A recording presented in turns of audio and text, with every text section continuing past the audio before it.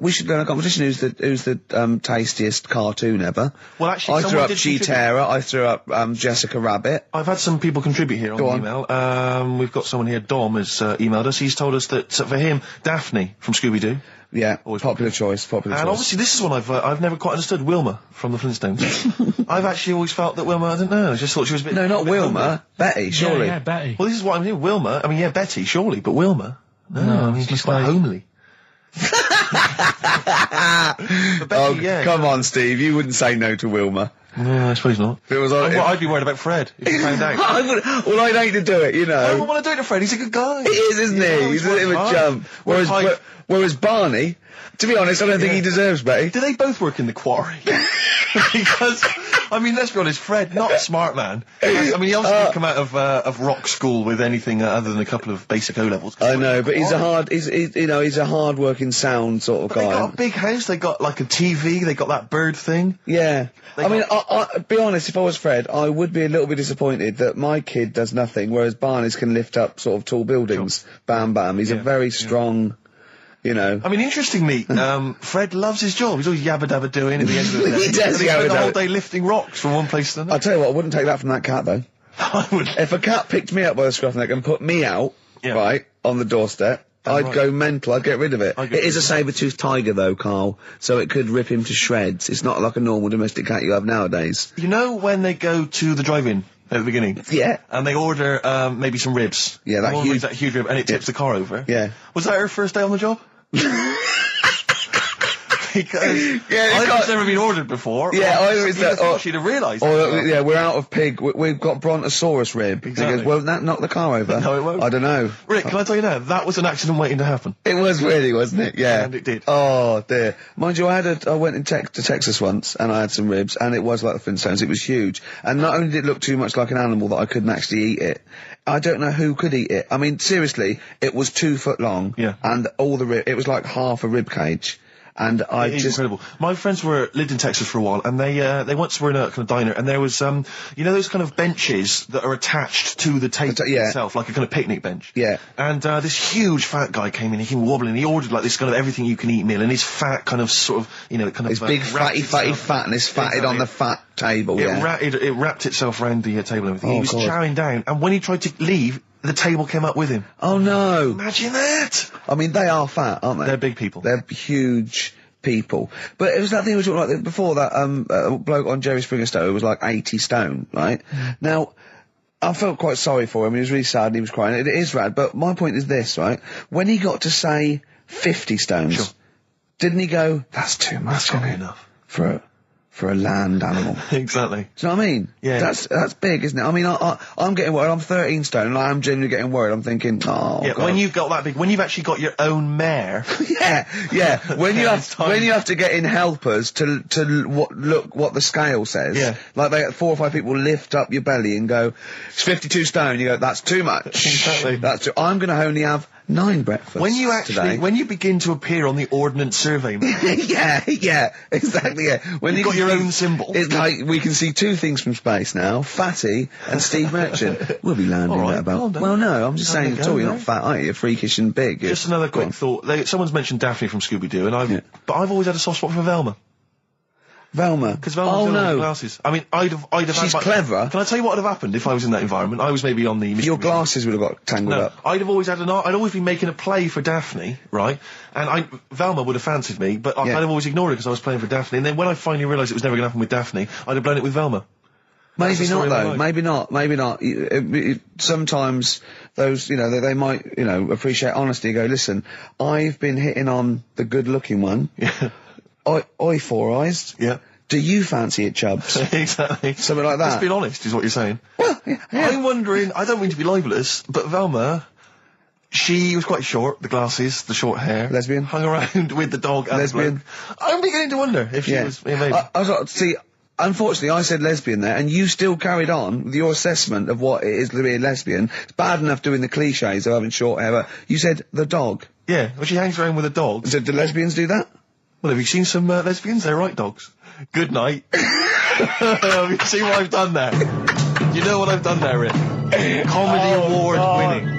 Oh, God. the first cut is the deepest. Let's hear it, Rick. On this album as well is the killing of George. Georgie Part 1 and 2, remember? About the gay bloke. Georgie Boy was gay, I guess. His favourite song. Carl's favourite song, right? And I was going, oh yeah, I remember that, yeah. I said about, and I said, did not intend to take his life. He just pushed it when he gets mugged and killed. Do you know what he said? I was sitting outside, I was singing, he went, well, as I said, they go out too late. They go out too late? He meant gay people go out too late. He went, no, they do. I went, what do you mean? He said, well, they're always out, they go out when people are coming home. He said, if he'd have been in bed by 10, he'd still be alive today. That's a sobering lesson. And he went, there's one that works here and he's shattered every Monday. Oh, if you're gay and you're listening, just be in bed earlier. Go out when sensible people go out. Yeah. You're right, we're not on the continent, Carl. If you're gay and you're not in bed by 10, go home. Yeah. I don't get it. Now, right, okay, it's the film review. Carl, you just tell it from the heart. Tell us what you thought about the film, what you thought the... Can I just ask, is this the first time you'd seen Gladiator? You'd never seen it before? No. Okay. And what were your thoughts? Okay. The film review. Gladiator. It's alright. Nothing great.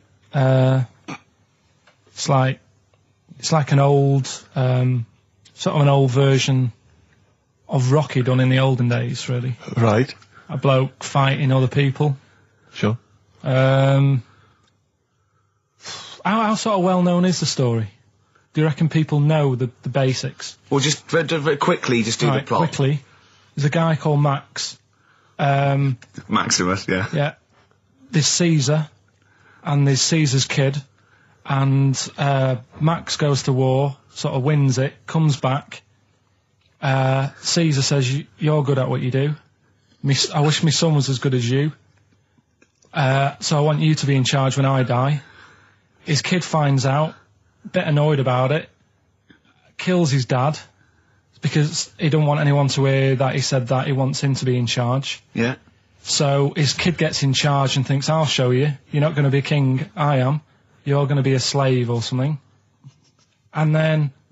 next thing you see is... Sorry, can I just stop there? My only thought is the film's 3 hours long, so maybe we shouldn't go through the whole plot. We've done the first 10 minutes, but go on. So, yeah, he's a slave and then... Yeah, but then, that was an interesting bit that I thought, right? I mean, I was watching this with a girlfriend, she was already annoyed because she wanted to watch Friends on E4. Okay. Yeah. It was a good episode as well this week. Was it? Yeah. Don't tell her that. Okay. Right, so she was annoyed and she said, come on then, put it on. And I got it wrong straight away because it says on the back 149, so I thought that was an hour and 49 minutes. It turned out it was 149. No, I thought it was 1 hour 49. Yeah. But it was 149 minutes. Sure. So it overran anyway. By 40 minutes. Yeah.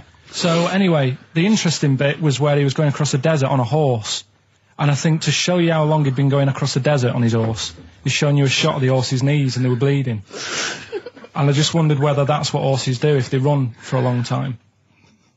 Do you know? I don't. Good. Right, so anyway, so he goes on, he keeps going on like this. He's a slave, and then he has a fight at the end with the Caesar's kid, and he kills him. And that's how it ended. Okay, good. What did you think of it? Just generally, what bits... what do you think was wrong with it? Right, well, I've read up on it, and there's already a fact that is wrong. Right.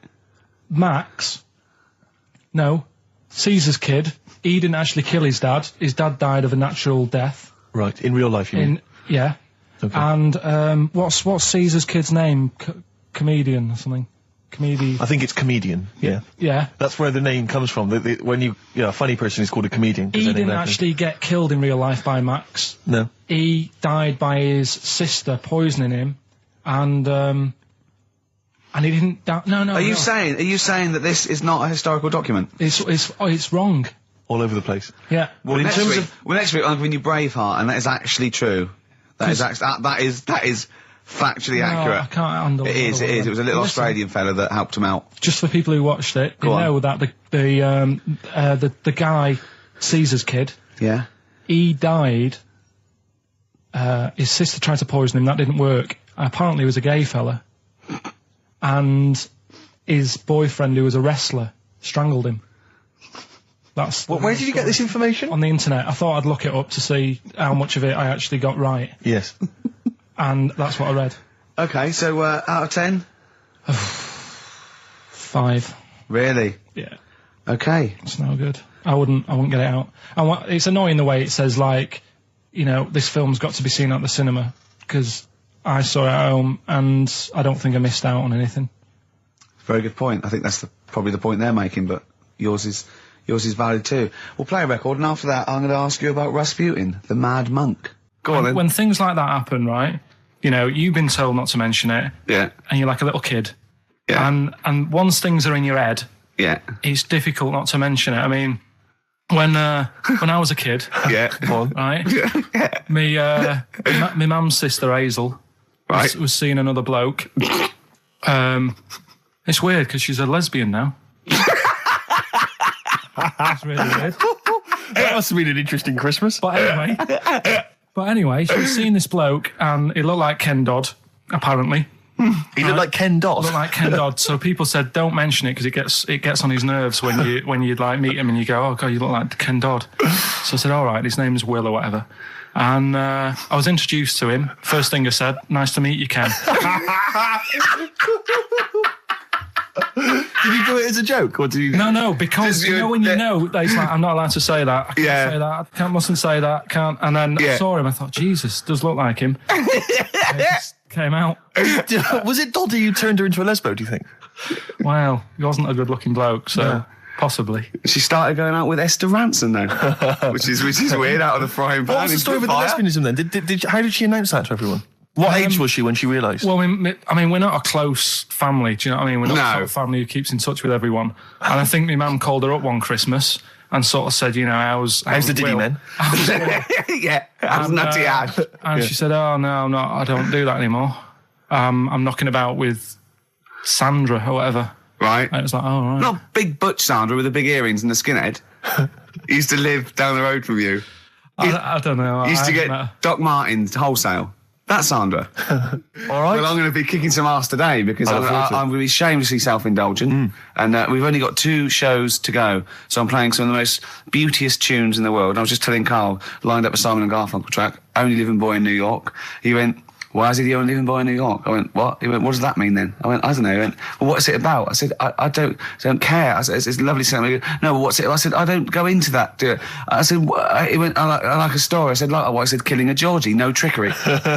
Killing of Georgie. I think we should play that at the last. It's good. I heard it the other day on Radio 2. It was cracking. It sounds like, well. It's really good. Tell them what it's about again. It's about little girl, gay fella. A little what? A little gay fella? Yeah. Right. Who, I haven't heard it for a bit, so it's all off memory, this. But, gay bloke. Is he from Scotland? I have no idea. But he's from somewhere where gays aren't liked. Okay. Right? No. No, he is. Georgie Boy was gay, I guess, nothing more than the kindest guy I ever knew, right? Now, all he did was, right, his father said, how can my son not be straight? Kicked him out. Right? Goes to America. Yeah, but you can handle all that. You can handle your dad not getting on with you if other people around you are into the same scene. Yeah. But he was like, he was left on his own. He didn't know what to do. Yeah. He was getting stressed out. Yeah. So he goes... And this was before. I mean, this is... when did this record come out? 77? 77, yeah, something like that. Right. And he's... During punk. Right. Oh, I see, yeah. So, you know, the village people had come along and made gay cool. Yeah. That had already happened. Yeah. But it wasn't respected. But he was watching the telly or something, and he saw that New York had loads of them over there, and they're all having a good time. Sure. No, sorry. At no point in the song does Rod Stewart say little gay Georgie was watching telly and saw loads of gays in New York. At no point in that song. No, but this is what I like about that song. You sort of picture what's going on. You make it up. Yeah. Okay, so the little gay fella was watching telly, and there was presumably the and now from New York, the gay show. Yeah. Or whatever, because it was a big scene over there, wasn't he, in the 70s? Yeah. Okay. Right. Go on. So he goes over there, and he's having a great time and that. He's meeting... Went to New York town, very quickly settled down, soon became the toast of the Great White Way. Yeah, they loved him. All the old queens blew a fuse. Yeah. Yeah. And then, I don't know, he was out late one night. Yeah. And he's walking home. Yeah. And gets attacked, gets killed, and he's lying in the... They didn't intend to take his life, they just pushed their luck a little too far that night. Yeah, you see? So... Yeah. But what's good there? Is it good that he had a bit of a good life and was able to be himself? Yeah. Or should he have stayed in Scotland? He didn't come from Scotland. Again, I really... Well, I think, is there any way we can get this song before the end of the show and play it? Because I've heard it recently. A lot of people listening will have never heard this song. They won't have any idea what we're talking about. I say what you said when we were talking about that song once before? Is it bad? It might be. Because we were talking about, Georgie boy, and he, got it. I don't know. What? It's when you said... Well, no, it's a fact. I don't think if... Well, he said, so it's looking at Georgie, he gets out, dies, right? He goes, well, they do go out late. I know. Gay people I go know out a few late. gay people, and they start to party late on. That's why in Soho, right? Girlfriend got in a cab, right? Suzanne was in a cab, and the cab driver was taking her to an early start, right? She works at the BBC. Yeah. Early start, 4 a.m. It was going down. It was mental in Soho at 4 a.m. Yeah. They were all still like starting the night out. How do you know they're gay? It's Soho, isn't it? Fair enough. Play a track. I'd love to be able to try and dig this out. Yeah, we will. This is Simon & Garfunkel, The Only Living Boy in New York. It's lovely. When I went to the BAFTAs with you, and I wasn't really enjoying it, you were I like... can't... What? No, You you didn't are tell such us an this. ungrateful... There are so many You're people. like a little charity case. You're like... Oh, I had God. chicks queuing up Yeah. around the block. You'd wanting usually come. have to... I know, but I someone told like you you. would have to write to Jim or Fix It or Esther Ranson to get them to meet us sort of people. And now it's on your doorstep. I'm amazed that you didn't enjoy it. Why didn't you God. enjoy it? You got to walk down the red carpet. You went in. There was George Best, one of your footballing heroes, was there. A load of other big names. You sat there in prime position. You came backstage with a load of other big names. Hey, you had a lovely bit of You were grub. filming this thing for the DVD you were making. That's you, a cameraman on our DVD. And yet you think, now you look grumpy because you had a couple of pints and you... I can't believe So it. tell us why you didn't enjoy it, because the ceremony, what didn't you enjoy about that? It was interminable, wasn't it? Far too long. Wasn't it awful? 3 So boring. hours. I thought you were going to say something. Really? Sorry. 3 hours. Yeah. I mean, I suppose for you two, at least, you were going to get something. Sure. Yeah. But with me, it's like... I mean, I've never graduated or anything, so... Have you not? I'm trying to think of a situation. Basically, I sat there for 3 hours knowing that I'm not going to get anything out of the night. Yeah. Right? Now... no one Did you? told Sorry, me. when we invited you and you said yes, did you think you were up for an award? No, but I thought we were going to be sat round tables having a nice bit of food, whilst people are going up there winning awards. Yeah. But 3 hours of the same thing over and over again. I mean, if a film's 3 hours in the cinema, you go, well, it's long, but I wonder how it's going to end. Yeah. But this was just like the same thing over and over again. Some guy going up, thanks a lot, cheers for the bit of brass. And then going down, sitting down, the same thing over and over again. Honestly, right? I'd say it was one of the worst things I've ever had to do. Lincoln, I enjoyed the night afterwards when we did have a bit of lamb and a nice bit of veg and that. That was all right, and I went home and I was happy, and I got the little freebie bag that you're talking about that we're giving away. Yeah.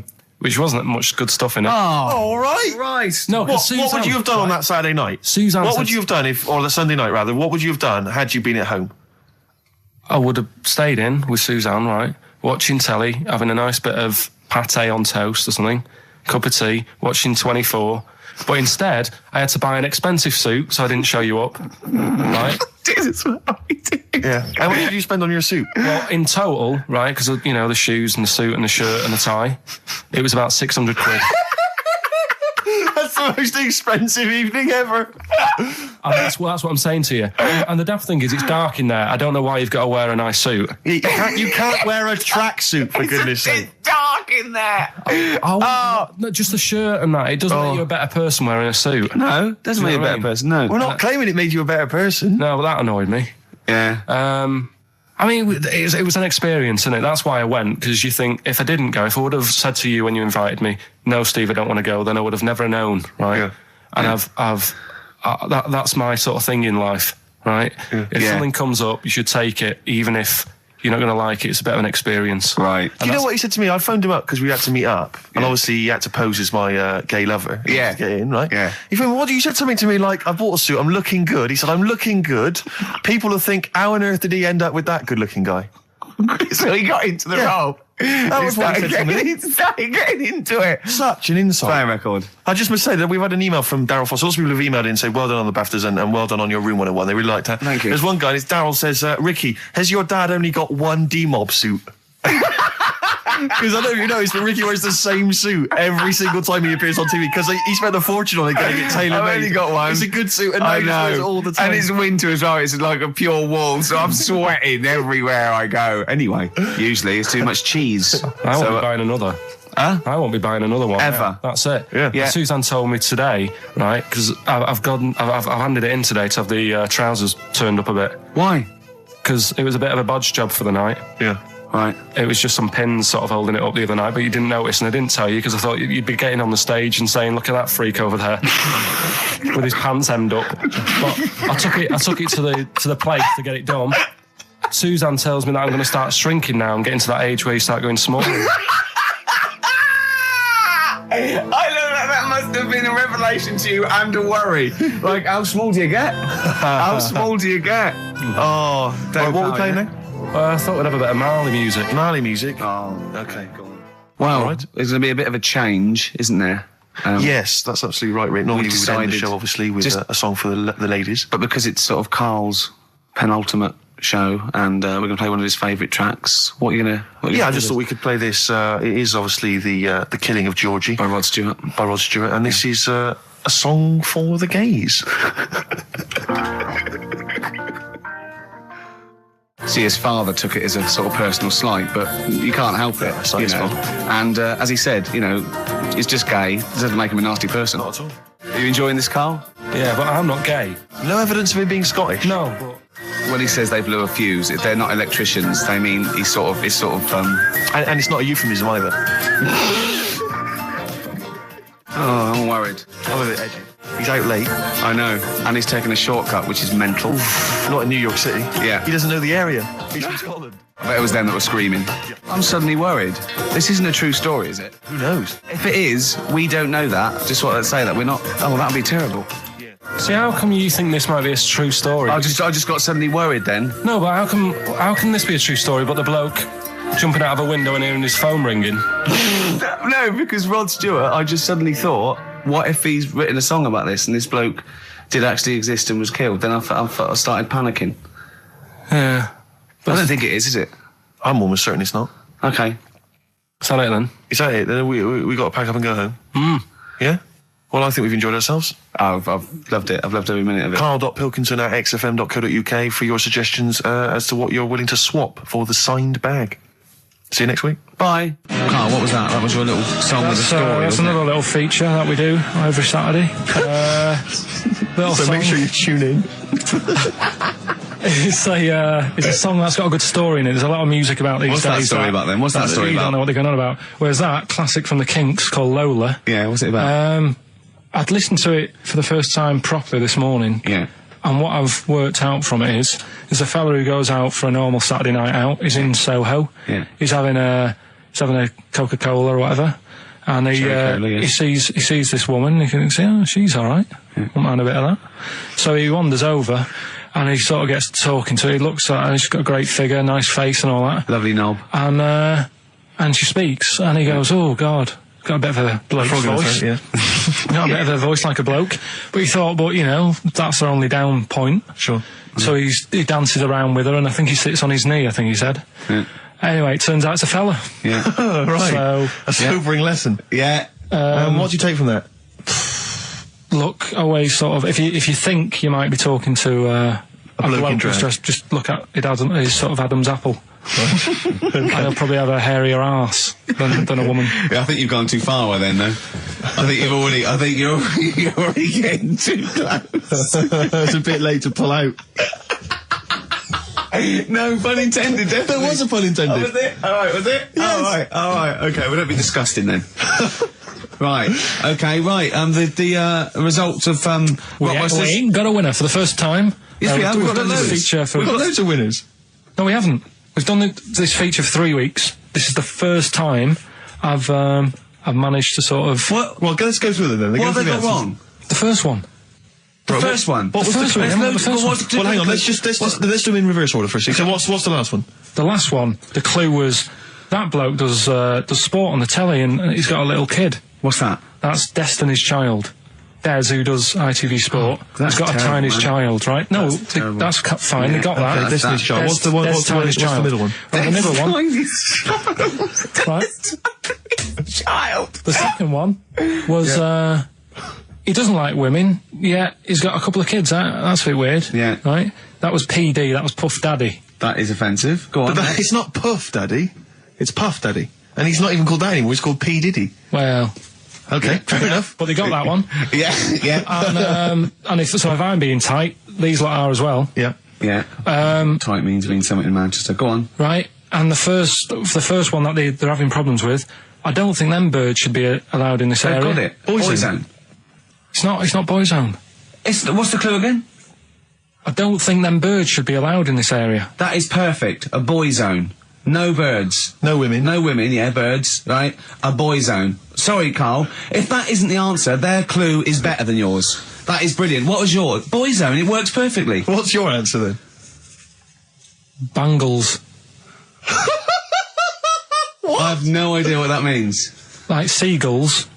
So you don't want them in this area, so you're banning them. Bangles.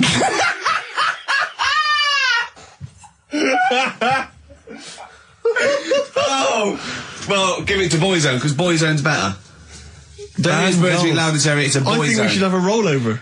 Carl beat them. Carl beat them. You have to use his logic, But surely. theirs works. You can't do what am I thinking. No, that's not what I'm thinking. It perfectly. It works perfectly. I think you've got to give it to the ones that got the boy zone. Well, how about, right, because they didn't actually get into my head and my Well, way of thinking, heaven right? forbid. How about we just keep back the David Attenborough, and they can have, I'll chuck in the Hellraiser, right? Okay. and Blondie album and the Madness Yeah, one. okay. Pick a winner at random. Pick a winner, Steve. I'm going to give it to Paul Sloman, who got those answers, and he also says, P.S. Carl, you're a moron. So, I'm giving that to Paul, and good luck to him. Right, well, He's got a crazy night tonight. If we can rush these over to him, he's got a cracking Saturday night. well, if I'm a moron, I might get your address wrong when I send them to you. Oh, Coming right back at you, Paul. Yes. Right, John, play your song. Is this what we Oh, almost Carl's done? annoyed because Wow, they didn't he's get wild. banned goals. A song from song for the ladies. I think we seem to have missed this a lot of weeks, but this Sure. is, I've been wanting to play this It's for not like ages. us to forget things like that. This is a band, Frente, who kind of came and went and no one yeah. was particularly interested, but they did do this lovely acoustic version of the New Order tune, Bizarre Love Triangle, Oh, and right. this just shows you how incredible the melodies and the words and everything are. Brilliant, I'm a fan. New Order, just play this. Good night. Songs for the Bye-bye. ladies. Is this Bye. in the week? Do you reckon Richard Anderson will be back next week? Yeah, Richard Anderson will not miss this show. Kids, they know too much now. Yeah. You Compared to you, yeah. Despair. I know, right? Yeah. Listen to this one, right? Go on. My dad had me niece in the car, right, running her to school one day, and she was in the back of the car with a mate, and they were chatting away about stuff like kids do. And they got onto the topic of one of the mates who they said, I mean, you've got to remember, my niece, this point was probably about 5 or 6, something like that, right? In the back of the car, talking about My Little Pony, whatever it is they play with. Subject changed. That Lisa in our class, she's a lesbian, isn't she? Right. That was that's what they were talking about. Yeah. Chatting away about it. Just openly talking about Yeah. lesbianism. And probably, this is the topic that they're talking about in the pub when they're having out drinking. Yeah. Yeah, but they might have thought a lesbian was a funny word or something. You don't necessarily know the ins and outs of it, do they? He's weird though, isn't it? Because when I was younger at school, you didn't you swore a little bit, but it wasn't like major swear words, and you sort of did a little bit of nicking, but nothing like they get up to now. I mean, if My girlfriend, when she was about 7 or 8, she was walking to school with her mum, and she called her a C-U-N. Right? You are joking. No, she said, because she thought it was she said she thought it was a big furry animal. So she was being nice, and I remember, where'd you do that? Where'd you do that? Like, just heard it at school. So they might not know what it means. But because I'm thinking maybe, did you start the show with that particular kind of manner? Just because obviously a lot of new listeners, I imagine, thanks to the massive poster campaign, and you obviously want to impress them and charm them. There's a few examples today of irony coming back and biting you. Yeah. That seemed like a funny idea at the time, me posing that. But Jonathan Ross phoned me up when they first went up and he just said, I've just seen a big poster of a predatory gay. Yeah, you do look a little bit. Yeah. Hello. And what's your name? Would you like to sit down here? And then you're in the background. And also, I think the funny thing about having you as a partner, I mean, the only good thing is that you know, you look weird and tall, like too freakishly tall and lanky. But in that one, no, because your background and you're smiling, you don't look as weird as you do in real life, or as freakishly tall. So it sort of ruins it a little bit for me. They found out that scientists. Oh yeah. I've found out 17th century that like now, 1 in 10 rams are gay. 1 in 10 rams are gay. Yeah. Yeah. So that was like Wallet. That's how I could get that in. They got a load of gay and straight rams. Right. They worked out which were which first. They said, right, that bunch there is a gay bunch. They looked better. They just had more pride in their appearance. And the other ones, you know, the straight ones. And then they gave them to this scientist and said, right, go on, do what you got to do. And they took the brains out of all of them. Just to check. And they did tests on the brain, and it worked out that they've got something smaller in the brain. The gay ones have got something in the brain that makes it smaller. And they said, right, well, that's probably how it's going to work on males, on like males and females and like humans. So you took from this that gays have smaller brains than straight people? No, there's something in the brain. Right, go on. So if someone's saying, you know, oh, I'm a gay, or they're not sure or whatever, they will now be able to find out. So you can go to the doctor and to find out if you're straight or gay. Is there any gay in my brain? Let's have a look. Do. You've got a little bit of a gay in you, yes. A little bit of gay in there. Yes, you've got the, you've got a little bent cell there. Well, that's why they did it, anyway. I don't understand how they could differentiate which was straight and which were gay to begin with, before they then gave it to the scientist. Wasn't that what the scientists figured out? How could they tell? There's one theory that it's genetically determined. There is one. There is a theory that's genetically determined, but I don't think it's as easy as pulling a sheep's brain apart and finding a little pink sort of like blob in there and going, right, we've taken the guy out and now he's going to go and shag some ewes. I don't think it's that straightforward. Although homosexuality does occur at a similar sort of rate in animals, I think. Yeah. Yeah. So you knew that, didn't you? So that's that one. I mean, I just like the idea of the farmer figuring out which is straight and gay. Well, that one's wearing quite a camp-looking neckerchief. So I'm thinking maybe he's gay. Is that? Yeah. I love the fact they can. That one's a big fan of Sophie Ellis-Bextor. Yeah. They would. They put on ABBA and see which ones dance. Exactly. That's how they. Which one? Yeah. I put on like Barbara Streisand and see which ones sing along. That is rubbish. What did I find out? Did you just say that is rubbish? No, I found out other stuff in the week that didn't make the top 3. Wow. We haven't even had to. This must be mediocre stuff. This must be really bad. Yeah. Or it might be dubious. Go on. We've got to think proactively now. We've got to sort this out. See, there's always other things going on in my mind when I'm in that pub quiz. For me, it's just a little bit of fun. Sure. It's a night out. You know what I mean? Suzanne enjoys it. Yeah. It's a bit of a get-together. We have a chat beforehand. Yeah. We have a bit of fun. Yeah. But there was other things on my mind. Well, Carl, I could do that here. I don't have to lose a tenner. Wait, what were you thinking during the quiz then, when the questions were coming out? What were you thinking of? Well, what it was, right, just before the quiz started, I had to go to the toilet, right, because the rule is, right, people who don't go to it, once it starts, phones off, no more toilet. They take it dead serious, don't they, right? Yeah. So, I went to the toilet. Now, I'm not being out of order here, it just got me thinking, right? I went to the toilet, the gay fella in there, right? There was a gay fella in there? Gay fella in the toilet. Now, how could you tell? How did you know? Just typical, you know, everything about it, right? Everything about it, right, yeah. Oh. What, large handlebar moustache, leather cap. Butt plugs, amyl nitrate. Could I just say that These views do not reflect the views of the management of XFM or me and Steve. Or Go on, most Carl. of the people in this country. Go on, Carl. What's your problem? Yeah, but this is what I'm worried about, really. But this is why I only got Danny Minogue right. Right? Because this was floating around my mind. Went She's to a the big toilet. gay icon, Now, isn't she? go into the toilet. They have like men's cubicle and they have women's cubicle. Yeah. Now, without sounding out of order, is it wrong for me to think gay men should have their own little cubicle? Call in. They should have their own... Well, not cubicle. You mean an actual toilet, I suppose. When I was at the urinal, Yeah. normally, you know, there's a fella there and then you go, all right. And there's no pressure. But I couldn't go. I was thinking, should I wait? If I go into the toilet, it'll look obvious.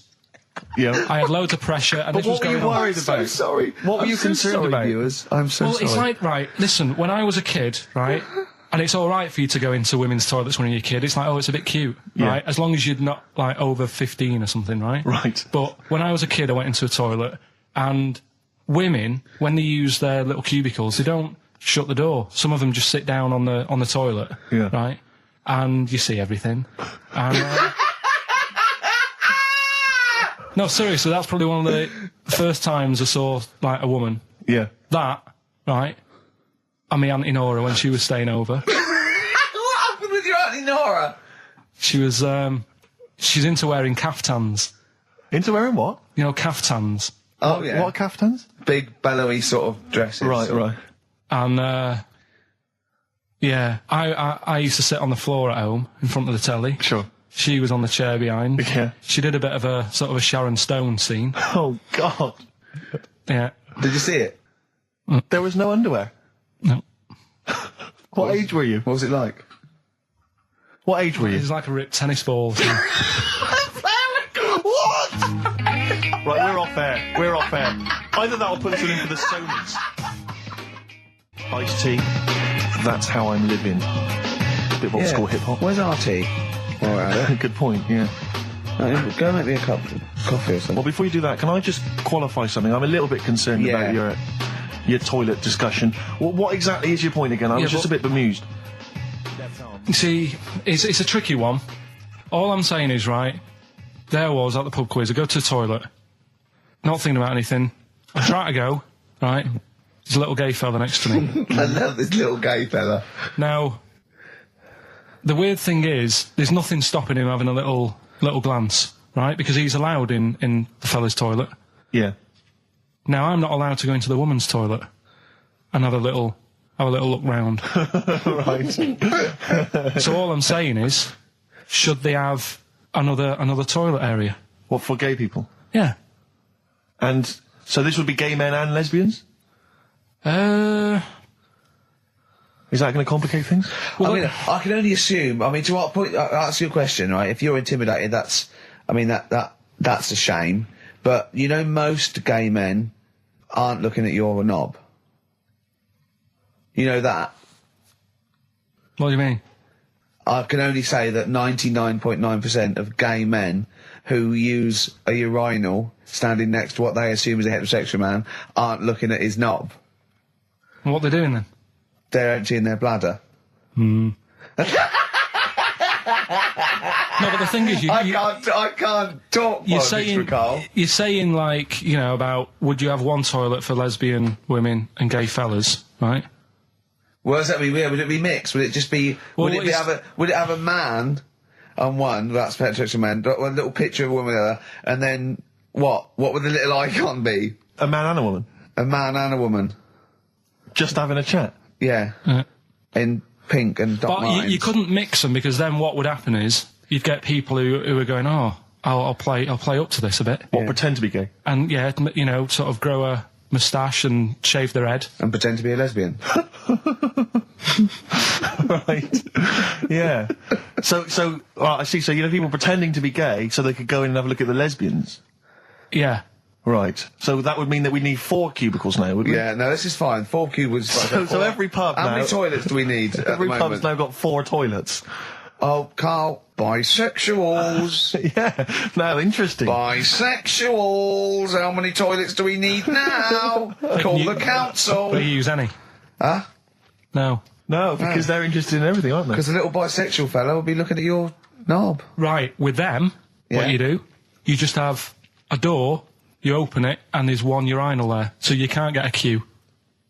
They have to sort of wait. I just thought that, well, why can't there just be a thing between the urinals so no one can look at anyone else's knob? Wait a minute. Just to go back to Ricky's point, what stops, even if we've got the toilet for gay men, what stops the gay men who want to have a look at your willy going in the regular toilet and pretending that they're straight? Most men don't wear gay across their head. Exactly. They don't have a tattoo. There's no branding yet in the British House where they have to declare. So we're going to have to expand this. What So we've all got to carry identity Do you know cards. you can see a gay, can you? Coming a mile off.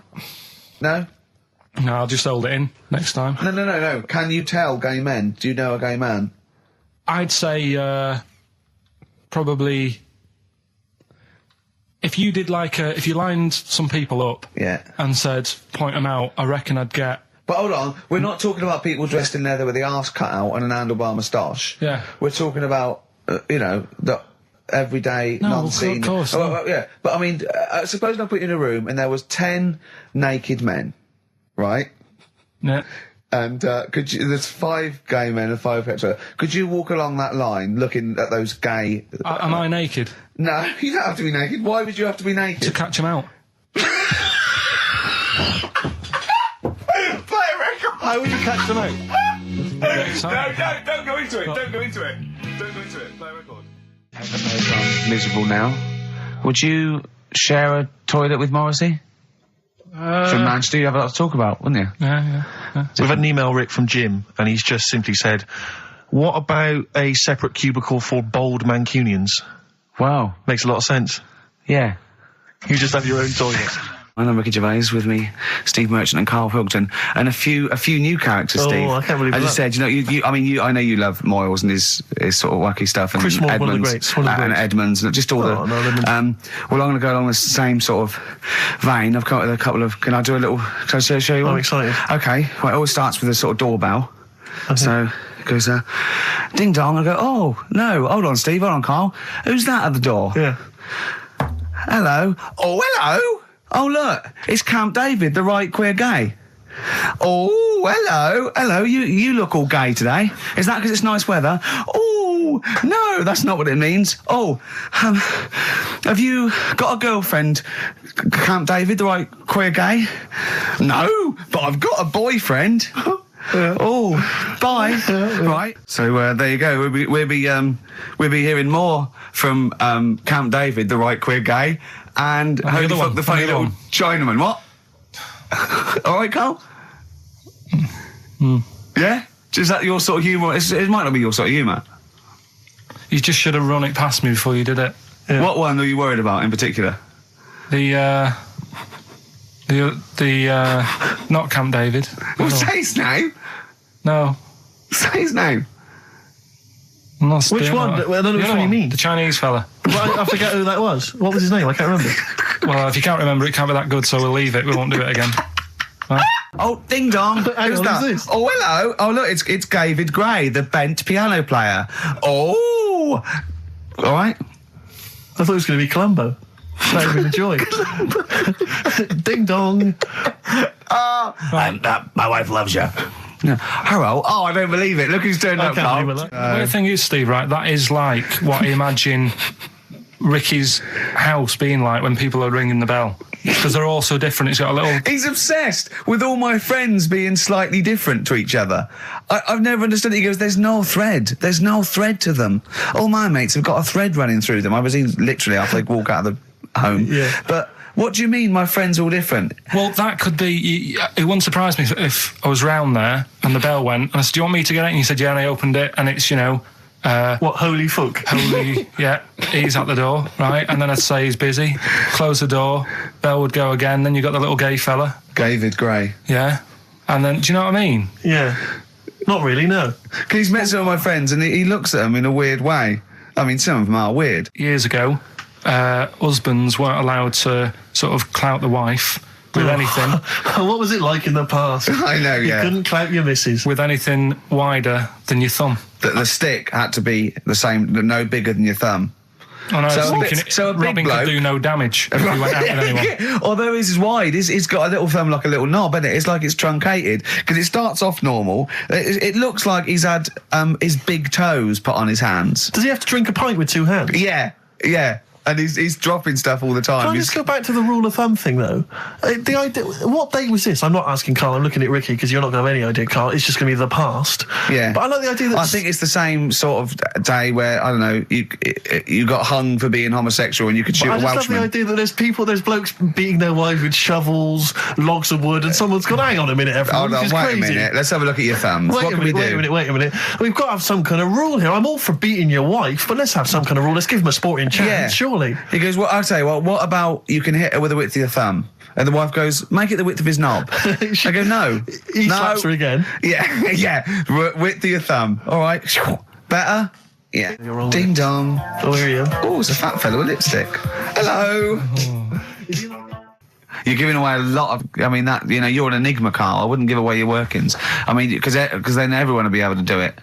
And what you've got now is a gift that people can't really tap into. Do you know what I mean? See, that's what Lenny Henry and Chris Miles' mistake. See, I've sort of worked out how they do their comedy, and I'm doing it now. Sure. Do you see what I mean? Now that, you know, I'm doing it. I think the only way that people would start to be able to replicate a lot of what Karl does is if maybe they had a severe blow to the head, or they were diving and they came up to the surface too quickly. Ding dong. Oh, I'd like a severe blow. Oh, get lost, David. Oh, let's have some adverts, quick. So this week, we're very lucky to have with us Russian pop act Tattoo. Round of applause for them. Hello. Lovely to have them here. Tattoo. Now then, of course, there's been much controversy that your kind of lesbian shtick is just something to try and whip up some press attention. We are proper lesbians. We love fanny more than cock. Okay, brilliant. And Tattoo, lovely to have you here. Thanks for coming. Yeah. Now then, you've got some live gigs, I understand, planned. Yeah. Duh. Okay. I can't help but notice that you sound, dare I say it, Tattoo, you don't sound so much Russian as German. No, we cannot do the accent properly. Okay. And Tattoo, it's a joy to have you. Thanks for coming down.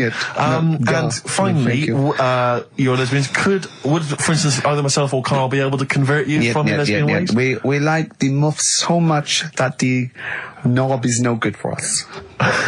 All right, well, thanks very much, Tattoo. Yeah, thanks, Tattoo. Thanks very much. Cheers. Extraordinary. Next week, share. Brilliant. So if you've got any guests, special guests you love us to interview, then let us know. Ricky.Gervais@xfm.co.uk. Look at Carl's face. And we'll try and get there. Oh, dear. Play a metal, Karl. Rockbusters answers next. I was going to say, well, do you want to do that? No, let's do it next. After the Just record. was going to say something. What were you going to say? About gays and that. What? In a bit. What were you going to say? Well, we'll look forward to that. Martina Topley Bird. Need one on XFM 104.9. Right, there goes the girls from Tattoo. See you later. Well Thanks, done. girls. Cheers. A Right, couple of listeners Karl, what were you saying before we cut you off? Yeah, it's just like, you know, you had the girls in and that, and it reminded me, I was talking to Steve in a week. Yeah. I think it's, when people were talking about going to Stringfellas and that, Yeah. I was talking about seeing naked people. Yes, I asked him, I said, when he used to watch, say, he accidentally flipped onto BBC Two and some ballet was on, would his eye ever been drawn to maybe the gentlemen's lower regions rather than the ladies? The gentleman's package. Yeah, would your eyes ever be accidentally drawn to that and you couldn't resist it? And you said yes. Yeah, because, right, I don't think I'm, Oh, dear. Well, go on, I mean, fair enough. no, right. I'm always looking at the beautiful ladies, but fair enough. Yeah, No, go on. but, right, Have you ever looked at Wayne Sleep's testicles? I went out. Have you ever looked at Wayne Sleep's penis and testicles? I went out on a night out, right? And it was it got to some point in the night where two women and two fellas got on the stage. Right. Started stripping off. Yes. Yeah. Just what, members of the audience? No, I think they were, like, part of the act, right? Right. And, What was it, panto? the fellas had, like, their undies on, and the girls just had their knickers on. Yeah. Right? And, Sounds pretty erotic at the moment. Go on. and at the same time, they all whipped their pants off, Yes. right? It was Now- Bucks Fizz, wasn't it? The adult show. Now, I said to Steve, at that point, Sorry, I wasn't there. He said it's to be later. yeah. I said, well, you have a quick glance at the fellas. And then the annoying thing was, I thought, right, now I'll have a look at the women, and it was too late. They put the knickers on. How long were you looking at the fellas? Not that long, but it Why was were you like, looking at them first? that's human nature, innit? Why? I don't know, but I'm sure you would have done the same thing. You just sort of think, well, how are they shaping up? So they weren't it's a shaping up at comparative all. test. So who had the biggest knob? Which one of the blokes had the biggest knob? No, it's like, normal. But This is a whole new side of you. This is a whole other area. So you look at ballet dancers, you look at the gentlemen's. No, I don't. package. I just was, when he said this, it reminded me of this night when I was walking home thinking, didn't get a look. Because I was messing Where up. was this? What event was this where people are stripping off? Carl, I tell you what, you are the most interesting man I've ever met. But are you comfortable being nude and that? We've done this. Well, I don't know what this is. We did this last week about, are you comfortable being nude? No, I know, I was talking you're about probably that. most comfortable being nude. It's just probably not in public. Well, Ricky's only really comfortable nude when he's eating. yeah. There's nothing to get, Yeah, you can just wipe spilt on yourself it. down. Yeah, you just sit in the bath, yeah. No, but I talked about that, and then when I went home, I was talking to Suzanne about it, and she said, "What's all that about? You don't like being nude, right?" And I said, well, it's not. It's like I'm part of an Alan Bennett play. It's just, I love the way you talk. Remember once, right? I don't know if I should talk about this really, but Well, that means you should, so go on. Go on. oh yeah, right. We went to Tenerife, right, one year, and I was still living in I'm Manchester. scared now. Yeah, that I don't know White said what's that. I'm happening. actually No, scared. I'm thinking about Suzanne, but she's Well, working. I don't want to know anything about Suzanne, Come to on, be no, honest. but If come on, it's It Go on. involves me more. Let's hear on, the story. go But on. I'm just explaining to you that I don't like being nude. Yeah. Go on. So you're in Tenerife. In Tenerife, right? Didn't have much money. Stayed in this apartment that wasn't that nice, right? Had the cockroaches in it and stuff, right? Didn't have much money to go out at night. So we're in this sort of death trap of an apartment, right? Uh-huh. Anyway, so when I was younger, right, had a bit more energy. So He's 30. 80, I know. so start having it away a bit. It's a joy. Beautiful. It's so, good, yeah. I'm going to hit it away. I love it. Go on. Right, so, doing what I do, right? Yeah. Someone starts banging on the door. So Suzanne Everyone's says, at it. Right, so you mean knocking on the door? Right, okay. knocking on the door, right? So Suzanne said, you better get it. So I said, I can't get it now, can I? I'll have to wait a bit. Right? I can't go to the door. Go on. So the banging's getting louder. Yeah. Someone at the door. Yeah. And she's like, hurry up, it must be important. I'm like, in a minute. So anyway. I don't want to know anymore. No, come on, finish the story. Open the door. It's a fireman. So I just stick my head round, and he's going, you'll have to get out. The building's on fire. Right? So I'm like, in a minute. Sorry, you weren't still having sex at this point? No, but, Right. still sort of got to wait a minute, or I can't get my pants on. Oh, Carl, I wish I'm so sorry. Right, go on. So the place is burning down. So it could be a serious big fire going on. Yeah. I'm sort of waiting. You can hear people sort of screaming and that, panicking. Is that because the door's open and you're nude? The fireman's saying, will you get out, I'm saying, in a minute. Right. And Suzanne was saying, think of something that's not sexy. Sure. So I was thinking of people, thinking maybe down in a fire might sort of calm me down. Yeah. Then the fireman said, we need a big pole. Yeah. Yeah, Sure, go on. But what I'm saying is that, to me, I wouldn't have wanted to go out and be safe over, do you know what I mean, over being naked. I don't like walking about without on. So what I'm saying is, even if that fire... I love the idea of everyone huddled in there with all the firemen. It just, the camera's fans along and there's Carl. Yeah, a just local news report. naked. With still But would you have gone out without on? But why do I have to go out with now on? I'll just grab a pair of jeans. All right, but you've just, What? There's a fire, Karl. Yeah, but See, not everyone looks at men's packets. That's only you, remember. Most of the other firemen wouldn't be going, oh, look at him. But what I'm interested in is he's pleased to see us. Karl, how long did it take? And did the thought of dying in a fire help? After a bit, but the fireman sort of had a go at me. Sure. What do you mean? Well, he wasn't happy that I was dawdling. Well, to be fair... But what can you do? Answers on a postcard. To the usual address, XFM. Who's your auntie with the tattoos? That's Hazel. Oh, right, yeah. Let's leave that. Why? Oh, let's Why? not talk Well, about leave it. What have I come across there? What's up with that? Auntie Hazel? What's up with Auntie Hazel? There's nothing wrong with it. It's just What? just a lesbian, which is nothing wrong with that. Well, no, but you've made it sound like there is now by not wanting to say it. My auntie's a I lesbian. know what you're saying now. I know what you're getting at. Just because I call her Uncle Hazel. Play a record. He's from Manchester. Please forgive him. I had earrings ages ago, but... Did you? Yeah. Oh, But yeah, you're a when man who when I was about notoriously 18. hates pain, and he's scared of everything. It hurt. I was about 18 and I took 2 in 1 and they did it right and he just went and I went alright, I went yeah. I just went, oh god. Did you have them in both earrings? It's just it was like a staple gun. I just went yeah and it did really hurt. I thought, well, I'm not doing that again. It hurts too much and it just throbbed. Were you still living with your parents at the time? No. I mean, what do people... your kind of oiky Reading family, what would they have made of... Oh, well, they know I had them afterwards, yeah. But did they take the mick? Oh, God, of course they did, yeah. Yeah. Rick, you ain't going to eat like that.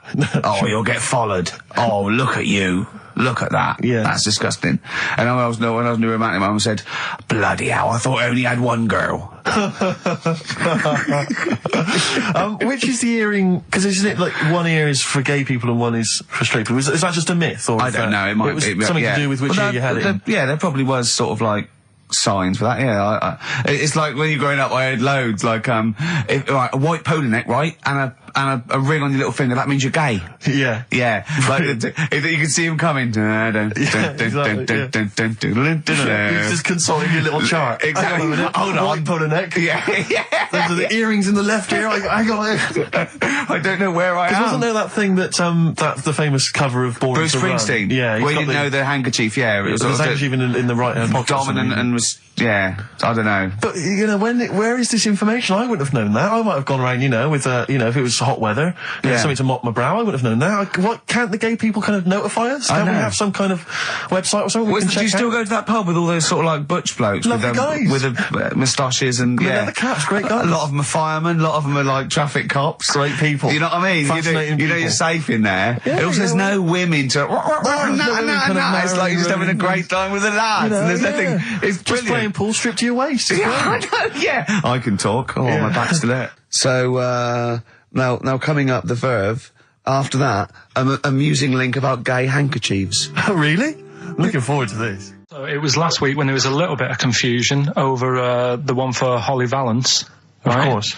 I don't think it was confusion. I think it was your error. No, it wasn't. And it was Holy Valance, and you meant Pelmet. Then Becky, who called up that time and said, if you're getting mistaken with Pelmet, right, she sent me an email in a week saying, I've done a bit of research. Yeah. It was my fault. I've made an error. Yeah. It is a Valance. Okay. And I know about Valances. As I told you last week, at the very end, my auntie loves them. Yeah. Right? She makes them. She started off just like putting them on top of the sort of window around the curtain. And then she thought, I can do more with this. Yes. And she had a little coffee table that had magazines underneath. And she said, I'm sick of seeing them magazines when I'm sat down. She sounds like a Pilkington. So... I'm sick of seeing them magazines when I sit down. So she put a Valance around the table. She just got Valances around everything now. Yeah. Right? Then, next step...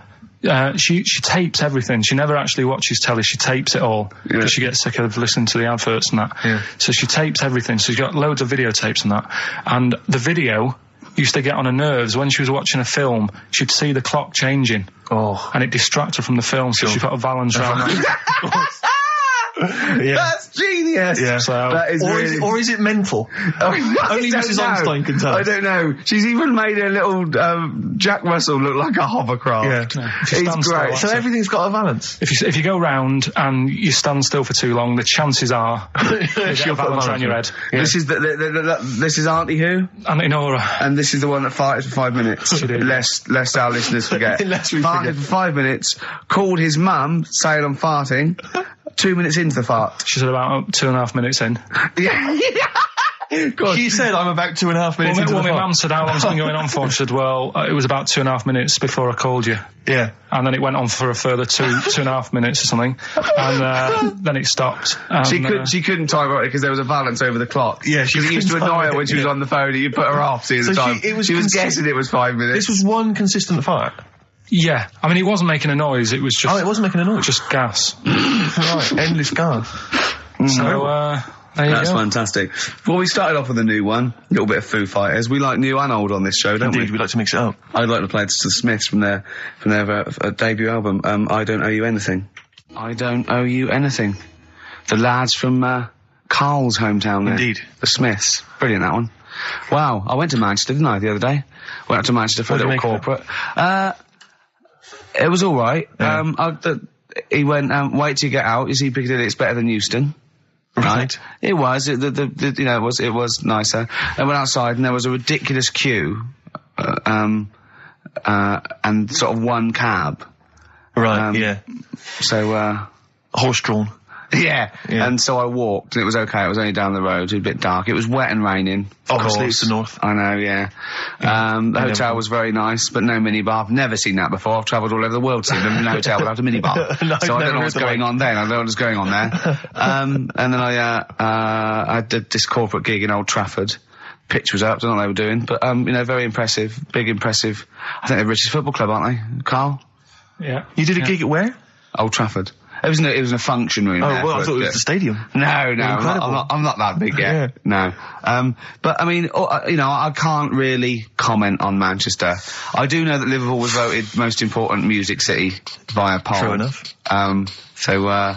Karl, you're making noises while I'm talking. Yeah, but you do this all the time trying to wind me up.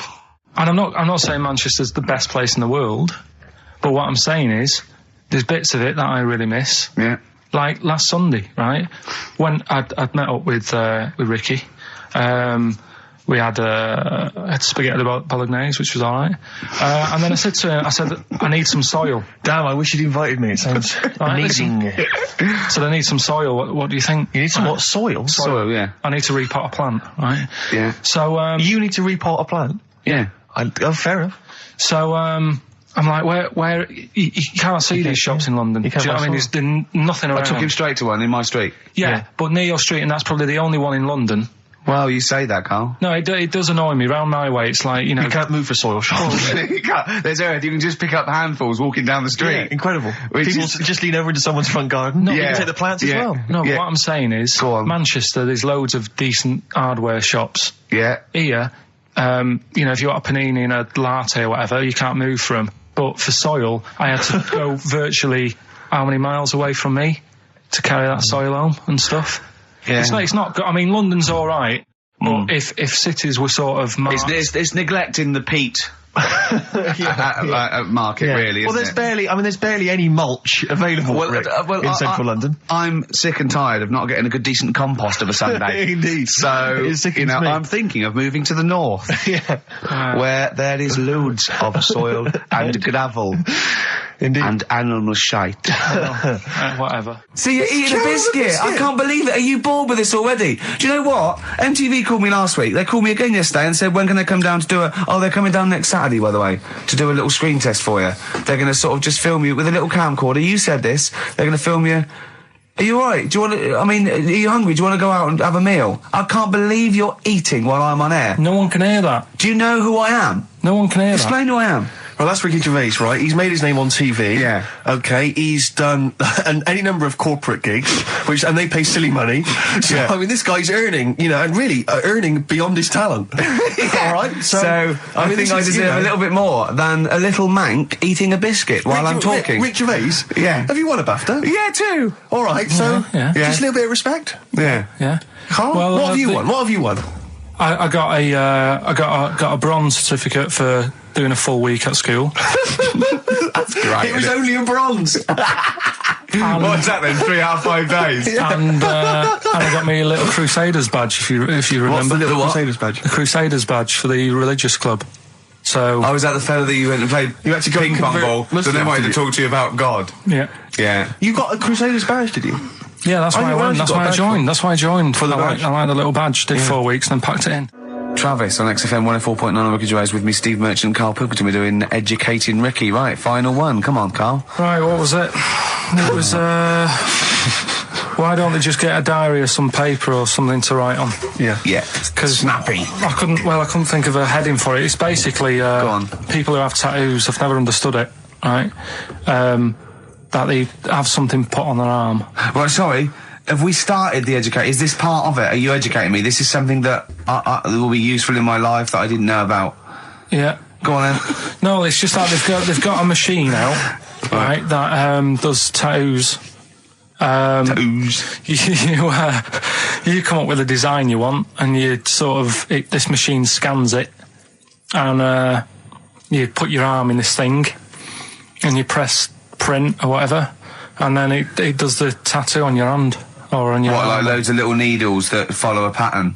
Yeah, computer, is it? basically, yeah. Is it a real tattoo? It's a proper It's a proper one. The fella said, Well, as long as it goes out, it pierces the skin with a. I just wondered if it's one of those kind of, those kind of... No, it must be lots of little needles or moving needle that can go Sorry, along but it. how is this cleaned, like, in between each person?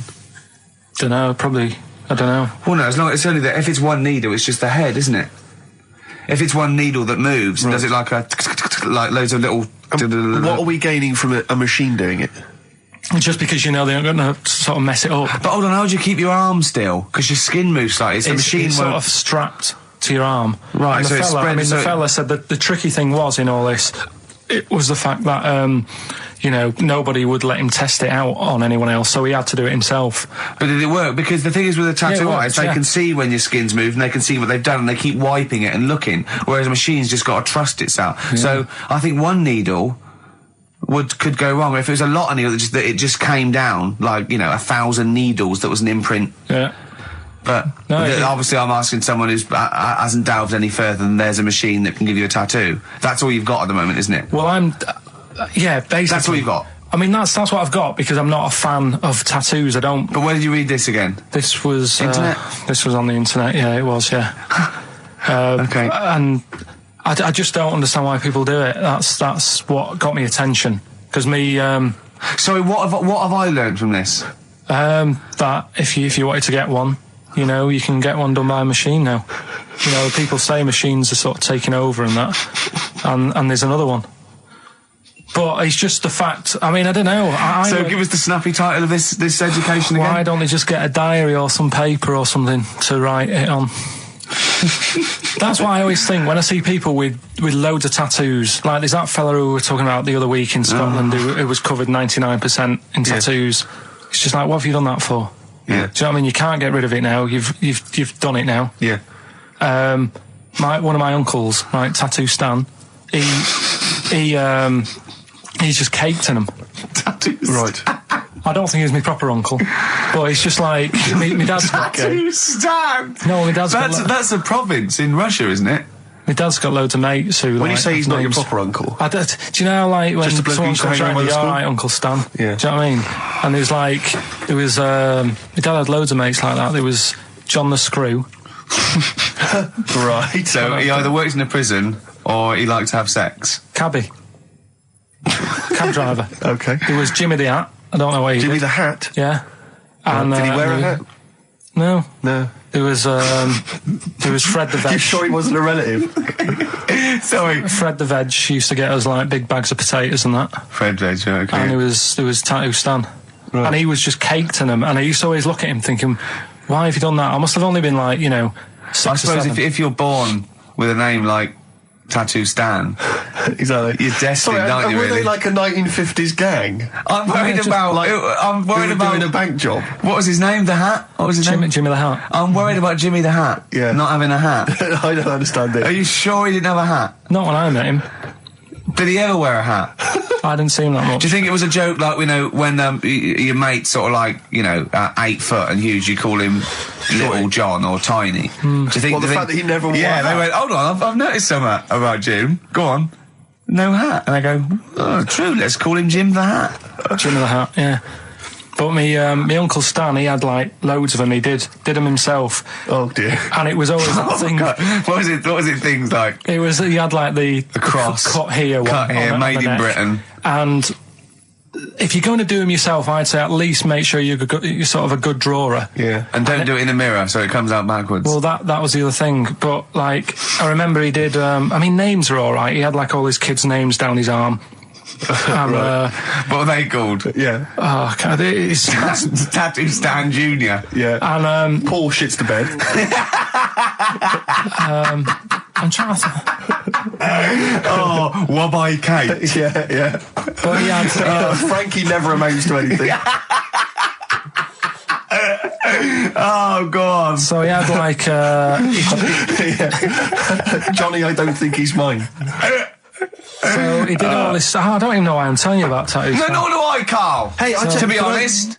Donald Blitzen from the About a Boy soundtrack by Badly Drawn Boys. Christmas theme there. Christmas theme there. You spotted the Christmas theme.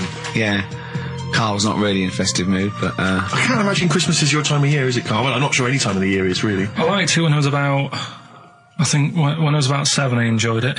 was that the one? Was that the year, the big year for You you? get loads of stuff. You don't have to worry about anyone else. But once you've like got a job, What did you get when you... When were you doing your paper round? How old were you then? I was about 13, 14. Well, that was then you were a man, weren't I you? had to buy stuff. Oh. But you're still not You're having quite a a good selfish time. man, aren't you? I didn't realise this. No, it's just that And Christmas. that's coming from him, Carl. My dad always said. Oh, all right, steady on. Dad said Christmas morning was for like, for me. So he used to stay in bed. So he never. That's brilliant. That's a great thing to say, isn't it? Yeah. Christmas morning's for you. Run wild. Do what you want. Just don't bother me. I'm going to Honolulu for 2 weeks. That's great. Dad, it's Christmas. Do I have to do anything? No. So my mum used to get up because she used to like to see my face light up, when I opened the presents. And then, to keep fireworks. and then I'd have to go to my bedroom from about 6 o'clock onwards because like my mum and dad were into having big Christmas parties and I wasn't like old enough to go. Right. So they'd say, right, you've had your fun there, you go up to your bedroom, stay in there. And, Really? Yeah, I remember one year, right, I got a train set, that's what I wanted. Yeah. Right? It's brilliant. Playing with it all day. I thought, I don't mind about the party, I'm happy staying up here playing with this. Brother comes in, he's had a few, right, he's going, yeah, give us a go on your train. How old is set. he? He's a bit older than me, so he might have been like, let's see. Well, let him be He must 18. yeah, probably about 18, 19, And how old something were like that. I had a train set, so, I don't know, about 14. something like that, right? So I'm playing on that, loving it and stuff, and then he comes in and goes, oh, give us a go. He turns the transformer up to like 14. He went really fast for about 5 seconds, broke it, and then he went back downstairs. Wow. So Christmas, I hadn't even got to Sounds like Christmas Day. the Conservative government with British Rail. Satire, that is. Satire, Rick, I just thought that there's satire. If there's any satirical shows listening or it doesn't work. It magazines, doesn't work in any way because there's the analogy falls down apart from there being a train. think it through though. British Rail was trains, Yeah. and the government broke the trains in many ways. They didn't break them, like not officially breaking them, but they kind of. It does work. It's perfect. Oh, I'm very pleased with that. And I can't. And no one's asked him to be on Have I Got News For You? It's weird, isn't it? 'Cause it's strange that when you've got a satirical mind that's as quick as that. Yeah. All And right. he's broke your little train set. So what did you do? I just like watched telly and had some sausages. I bet you were happy with that though, weren't you? It's a bit annoying though, isn't it, when your main present of the year has been broke. And did it ever get it fixed? No, that was it. Put away. I'm intrigued why your parents wouldn't let you come and join in the festive fun. Was it like really debauched down there? Was it like eggnog everywhere? And Well, no, but I mean, that's fair enough. 6 is a little bit early, but I just think, if you're your kid, he had his fun, put him to bed at 8 maybe. And do you think so on Christmas Day? I thought that was a day for family. Well, not if there's a party going on. And Well, don't have the party on to Christmas Day. is my Well, point. that's another option. Yeah. Your parents are weird, aren't they? A strange breed. Well, I think that was the year, right? You're talking about buying presents and stuff. I think I did treat my mum to. I didn't buy my dad anything. I think that was like when I got a bit older, I used to get my dad something because he wasn't that bothered anyway. No. So, got me mum. There was a cheap shop, right? Of course. Thank God for that. Called Snips. Right? So I went in there and I thought, let's see what I can get her. And remember Victoria Plum? I don't think so. Well, it's like a fairy character. Right. Right? And my mum's into gnomes and stuff, right? So I thought, right. She must be pleased with you then. Victoria Plum. I was thinking, is that one of the neighbours? Is it like a brandy Do you liqueur? remember Victoria Plum? Victoria Plum. Victoria Plum, yeah, it's like a little fictional sort of character, right? Okay. So I saw it, I thought, yeah, she'll love that, right? So I did my paper round, saved up for 2 weeks, right? Aw. Got that sorted, went to Snips, bought the Victoria Plum. Next day, I'm in town with her, right? So I think, I know what I'll do. I said, come in here a minute, right? So we go in and we're looking around and I tested her, right? I went, look at that there, that's alright, isn't it? And she goes, oh, it's bloody awful. Oh, Carl. Oh, Carl. Oh, God. So then Christmas Day comes, I said, don't bother opening it. She said, no, why? I said, Oh, "Don't no, why did you still give it to her? So, well, it's too late, I'd already bought it. Oh, Carl. So she opened it, and I was like, and she said, oh, that's nice. I said, why are you saying that? I said, the other day, you said it's bloody awful. She said, oh, no, I thought you were pointing at something else. Oh, no. So that's why I don't get anyone anything anymore. Oh, God. Play record. Oh, God. Oh. That's good, isn't it? Not bad. Gold Rush. Let you down.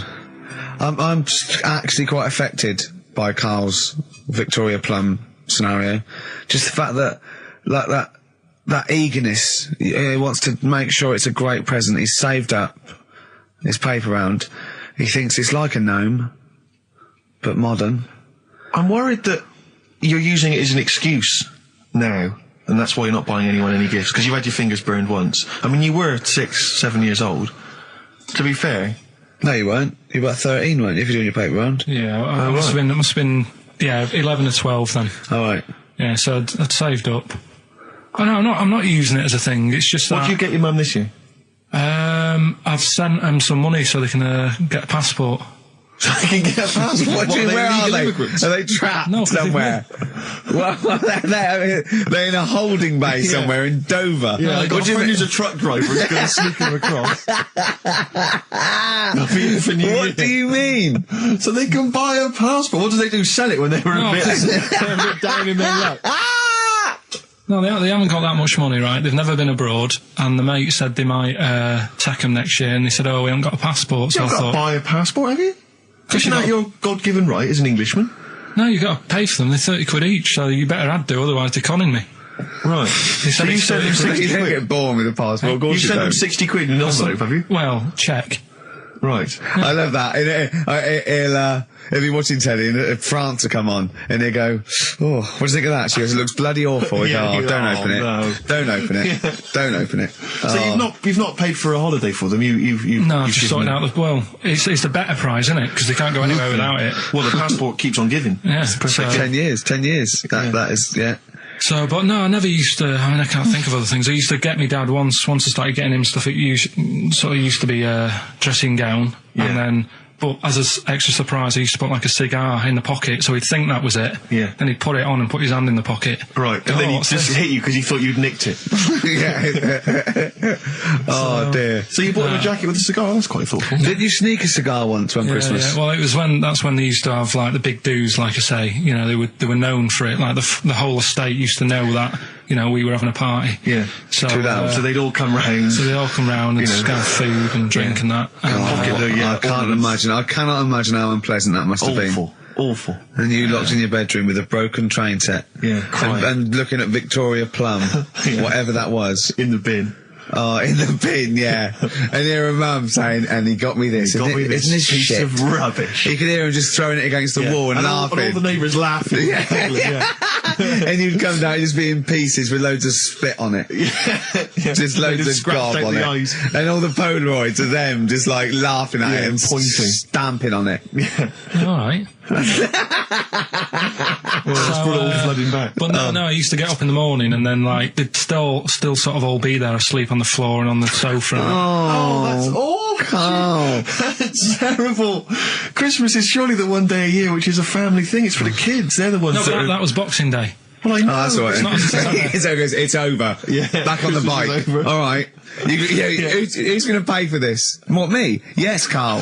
You're doing 2 rounds today. Yeah, what's your paper round supporting the entire family? Yeah. No, so I used to get up and like go downstairs and they'd be asleep, so I'd be mooching about trying to find like another present that's still working. I love the idea that these people from the estate had like squashed his presents.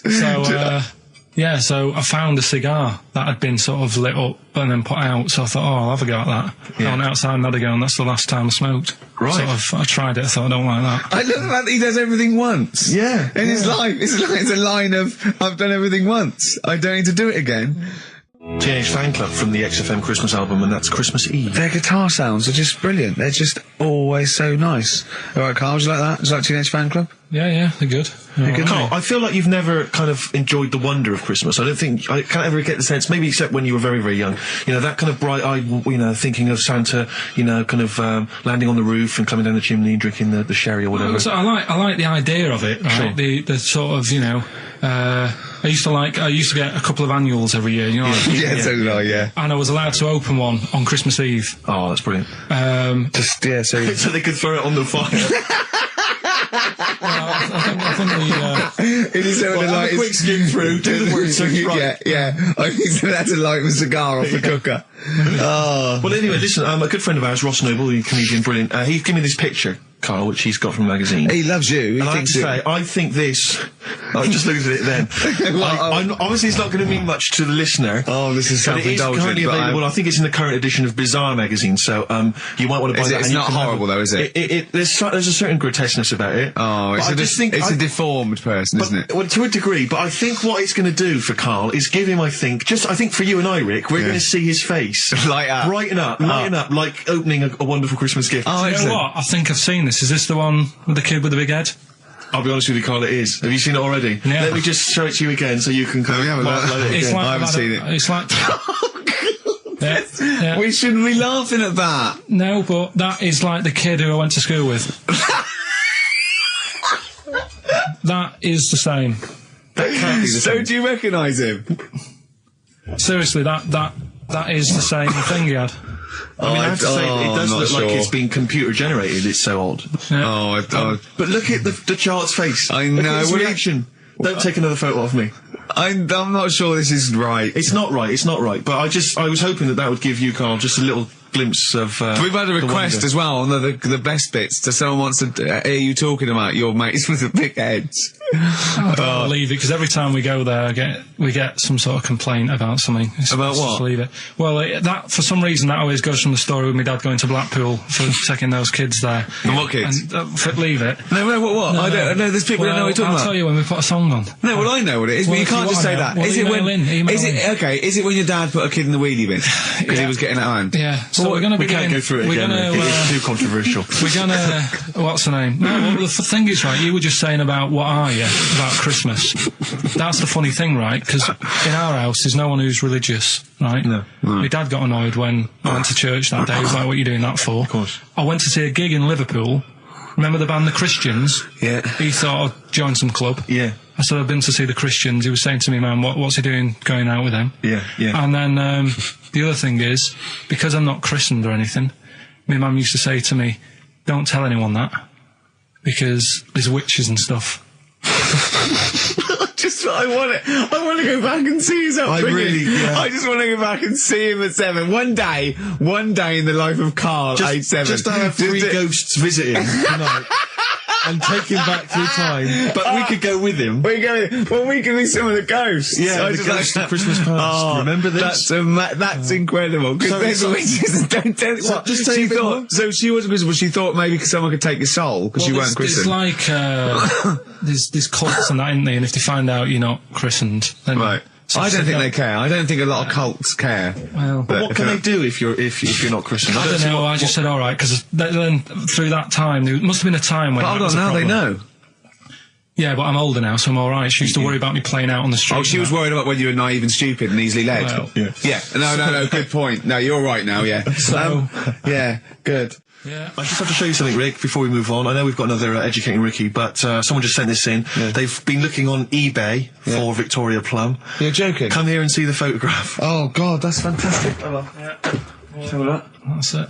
Oh God, he got that for his mum. It's the worst piece of tat I've ever seen. Carl! Carl. Imagine how. Oh, gutted. Oh, imagine how. Look, think of him now, right? There it is. That's the worst thing I've ever seen.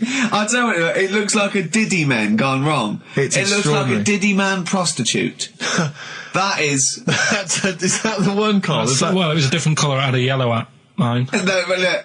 How do they get? Tell them they Okay, go into eBay. So you need to log on to ebay.co.uk. I'm sure you've used it before. It's the online marketplace, ebay.co.uk. And if you type in Victoria Plum, I'm assuming that you can track this down. That's amazing. It's the worst piece of rubbish I've just ever think seen. how cute he was as a kid, though, doing that. Just think of him, just going, just seeing that and thinking, oh, she likes gnomes. It's the worst thing I've ever seen. I mean, to be fair, I don't know what her prize collection of gnomes looks like, but I can't imagine they're much better than that. I mean, gnomes are a fairly grotesque thing. But certainly your mum's taste and discretion is... Did you have those houses on your estate? You'd go in there and it was just loads of those dolls still in their packaging all around the room.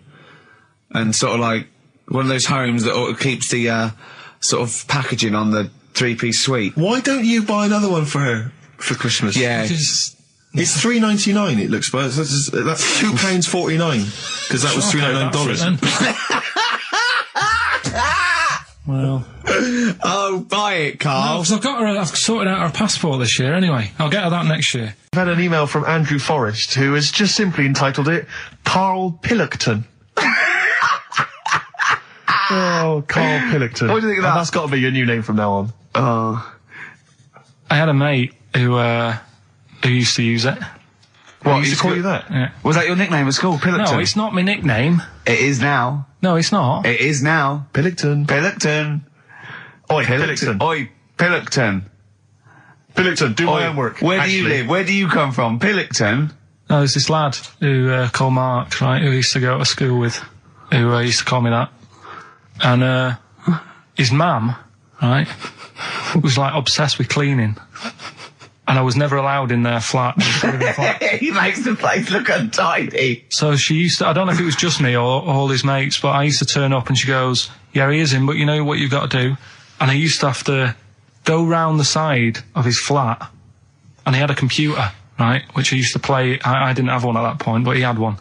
And I used to have to go round the side of the flat and stand at his bedroom window with his window open, and I'd be sort of leaning in playing the game. You are joking. I'm not, his mum. You had the weirdest upbringing I've ever heard. The things you were willing to do. It's the strangest. What is this town like? No, I stopped going once. Was there always music? Right? There's the horse in the house there. Oh, look at these two kids with big heads and webbed feet. All right, Ronnie. All right, Reggie. What was it like? She was obsessed. It is like you've grown up in a cartoon made for children. Yeah. No, his mum was really obsessed with cleaning. Can I play it through his window? I used to. Mrs. Ramsbottom, can I play it through Mark's window? Aye, you know what you have to do. She used to be up till about 3 in the morning. Pilkington again. What do you Have you mean? washed your hands? What up till 3 in the morning? She Washing? used to be up doing the tiles in the kitchen. Washing until 3 in the morning. It's at 3 in the morning. And for ages and ages, that saying that out on the tiles, I used to think that came from, like, his mum. Because she was out, like, cleaning them late. So, till I was about 13, I thought that saying, out late, on the tiles, Yeah. was... And now you're not confused by anything. Well... There's no misunderstandings in your life now, is there? So was he allowed to walk in and out of the house, was he? No, he was all right, and he used to come round to ours a lot, and my mum used to get these pies from Hagenbach's, right? So... I don't know what that is. It's at that bakery where they used to chuck the cakes out the back, I'll tell you about. Yeah. And you at 6? You at 6? He loved it, but I could never go round to theirs, or if I did, it was like, well, yeah, he is in, and I'd go, all right, and then I'd walk round the side of the flat. stand outside, Why did you ever knock at the door? Why don't you just go around and knock on the window? just to check he's in, because he wasn't always in his room. If You he say was it in was the a- lounge, he'd have to go to his bedroom, and then that's You where to he- meet you. This is the strangest. And you'd play a computer game through the window. You say it was a flat. It wasn't like a fifth story one, and you had to get in one of those kind of cleaning contraptions and like Nice. winch your way up. on the I first love the floor. idea of that. So- Oh, Pilkington. Clocks from the Coldplay on XFM 104.9. I'm Ricky Gervais, with me Steve Merchant, and back Karl Pilkington. Hey. He's raring to go. It's nice when you have a bit of time off, isn't it? Yeah, how long have you had off now About then, 3 Carl? weeks. About About 3 3 weeks, is it? weeks, yeah. We can't do that because we're sort of self-employed and we'd be letting people down. But it's different when you get paid anyway, whether you turn up or not. But good to have I'm you back. Good to never, I'm have never off ill. No, it's the good- first time I've No, I ever been just- off ill. Like, well, no, I mean, just you're off 2 weeks and then you're off. No, I just wish I was the kind of person who could let down an audience I know, of regular really, yeah. listeners. yeah, but like I say, Well, no, we spoke to you. You weren't that bad. A cold, you don't go home for a cold. We were discussing this last night in the pub, and you don't go home for a cold. Okay, so moving on. What have we got then? We've got some Wasn't great cold, songs. though. I've brought in the Smiths. I've brought in Buzz Cox. I've brought in Neil Young. I know Steve's got some hip hop. Some great hip-hop. I've got Hooray! some great Elvis Costello. It's going to be great. Carl, come on, concentrate. You've been away for 3 it's weeks. just annoying. No, stop saying that. What? Because you're annoying me now. Why? Oh, that what are you do? Go home ill? Oh, he's annoyed me. Oh, has he? Yeah, I got a bit of headache. I'm a little bit annoyed. Can I have some time off but still get paid? Yes, of course you can, Steve, Carl. right? He called me up, winding me up about this, and right, I'm 30, right? I'm 30 now. I can only remember being off 2 times, Oh, his memory's going as well. You have some time off. and both of them were when I was at school. School? What's school? One when it was windy. Why did you have time off? Because it was windy. But to be honest, Carl, that lasted No, for no, 7 wait. years. Your time wait, off at wait, school. Wait. Why did you have time off? Because it was windy. Were you windy, or was it windy outside? No, it was like when Your auntie wasn't out the window, was she? when the winds were bad in the 70s, and my mum said, "Oh, What? Whoa. What? I remember space operas and flares. I don't Yeah. remember the winds being bad in the 70s. well, my mum just said you might get blown into the road, so don't." Do that." She had so much faith in you, didn't she? As a human being. Is that why she got fired from the pie shop? I'm not coming in today. I might get blown into the road. Oh, God. The funny thing it was, right, Steve, they had this thing going at school, because a lot of people used to wag it back then. You still what? Wag it, sort of not go in, Right. right? And they sort of tried to make it interesting for you by giving you a An education. certificate if you did a full week. Reward for the rest Yeah, of your exactly, life with yeah. achievement. That sort of carrot. And also, like, let you go home at 3 o'clock on a Friday, Right. If you'd done a full week and that. Yeah. So it was lovely weather all week. Then it just sort of changed on a Friday, and I got up and it was all windy. It's My always mum windy said, for Friday on Sunday, isn't it? don't, if you don't want, don't go in, because, you might get blown into the road and that. So I said, all right, then I'll stay off. And So why did you told you to hold on to a fence or Yeah. walk you there? What's this? Don't go out. if you Immediately get give blown- up. I love this getting blown into the road. Is that based on your cats that kept getting blown into the road? well, so I got to school on the Monday, right? And the teacher said, Took you a right, long time. today, to punish you, you're the only one who wrecked the whole week, right? Everyone else came in, you didn't. So everyone else is going home at 3 o'clock today, but you're not. Brilliant. Serves you right. And I wasn't bothered though. It was great, because I said, well, you'll have to stay with me, won't you?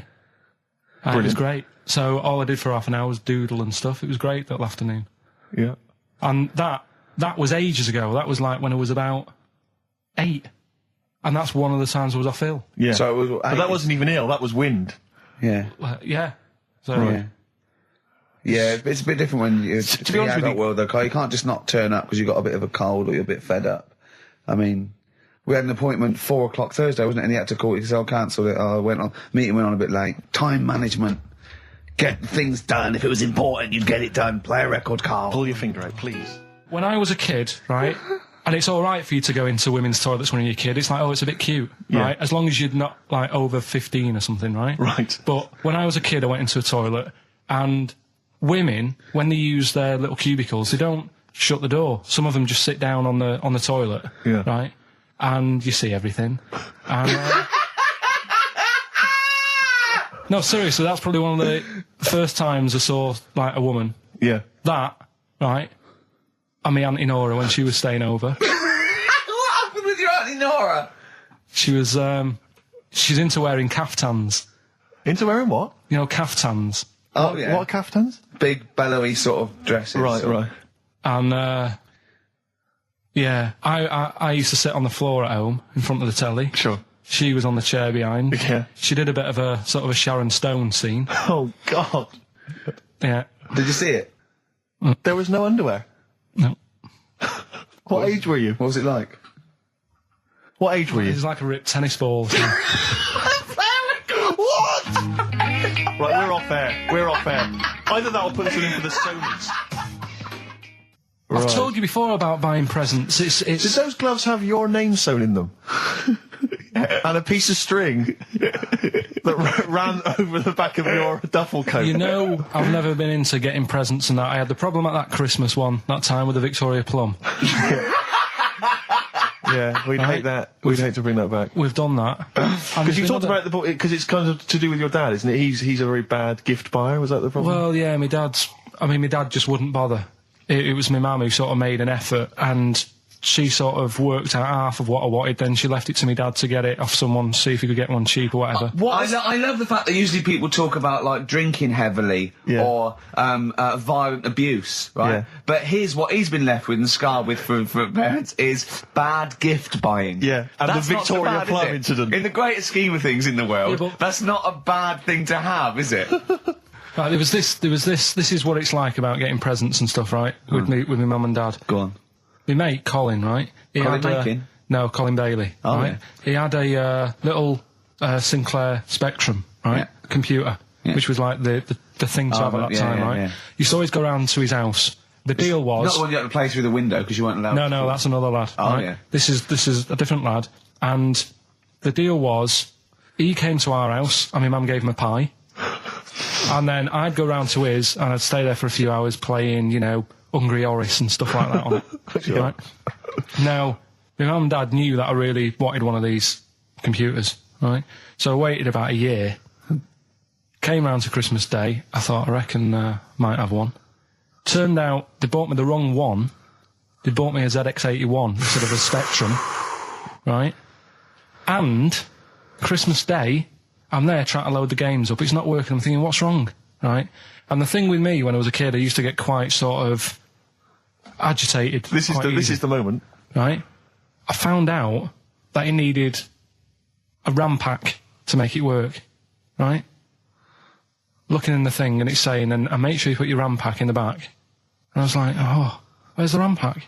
And my dad's going, I don't know, I've got you the main bit. That's it. So I was that wound up, I just was sick, right? Just sick. I didn't feel sick or anything, I just was like, oh God. Went to the sink, just sick. Because I was that on edge about it. I said, come on, we've got to get one. And my dad's like, Tandy's shut. We're not gonna get anything today. Ruined again, Christmas Day. That was after the year when my train set got blown up by our kid. The following year, no RAM pack. And now you ask me why don't I get good presents? He's scarred. He just I'm gonna die. Honestly, I'm gonna die. It's just being sick. Yeah. There's no RAM pack. What? Did you get to the bottom of it? Why wasn't there a RAM pack? You have to buy them separate. Oh, It's one of them cons. What do you mean I can't play Frogger? Oh no. So, wasn't there another incident when you threw up? Spontaneously threw up? Through sheer anxiety? I do get it. It's not so much now because I've relaxed a bit, but as a kid I used to be quite on edge all the time with certain things. Do you think that's what happened to your The cat wind. that kept being sick? That it didn't get the food it wanted, and it just threw up? Do you remember that? Yeah. God, so they shaved it. Yeah, but again, you see, the cat thing, I mean, it's mad. I was thinking about it the other day, right? I used to think I had quite a normal upbringing, You didn't. right? And someone was talking Your about the mother cat. once told you not to go to school because it was windy, Carl. It was not a normal The upbringing. cat was being sick, so she shaved it, so it was easier to clean. Right, well, my mum and dad went on holiday, right? And I stayed at the Rosses down the road. Oh, yeah. Only a kid, must have been about 5 or something, right? And I was always running around in the house. I had a lot of energy as a kid. What the Rosses did, they had this cat that was dead violent, the most violent sort of angry cat I have ever witnessed. A tiger. It was honestly, Steve, if it was bigger, it would have been, because it was just always having a go at you. Yeah. If you went to pat it on the head, it went to bite you and stuff. And what they used to do with it, to stop me running around, I'd sort of be running around, and then I'd get a bit tired, and they'd say, have a lie down, and I'd say, So I'd lie down on the settee and I'd nod off. And what they used to do, I'd wake up and I'd put the cat on my belly. Right? So I'd be scared to move because it's like it's going to get me. But it would keep you there. It kept me there, and it used to sort of slaver on me, and they'd sort of, go out or whatever, and I'd be lying there. That's not normal, is it? Carl, sorry, were you created by the Brothers Grimm for one of their fairy tales? What kind of a life is that? A cat paperweight to keep Karl in place. He keeps blowing around. It's windy. We'll have to weigh him down. Be careful. Your mum probably told him that it's a windy day. You've got to get something heavy on him. Otherwise he just gets blown into the road. God. Bless him. Did I ever tell you about my Uncle Alf? No. He wasn't a proper uncle, right? But it was just one of my dad's mates and that. And he was getting on a bit. He must have been about, 60, which is pretty old when you're younger and that. And he was the same. He used to always wear a suit and that. But it was never in good nick. It was always like a rough suit, but it doesn't matter. He's still, making half the effort and that. Yeah. And he used to sleep in a dinghy.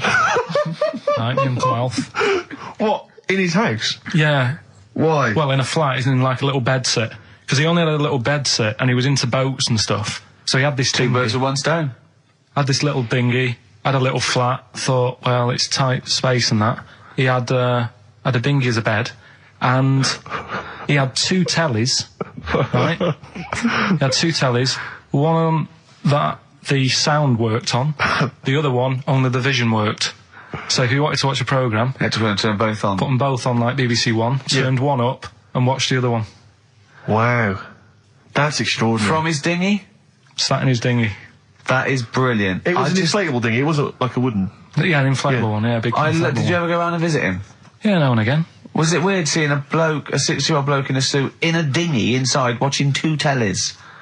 It's weird at the time, I thought. Which of the TVs stopped working properly first? I mean, did he...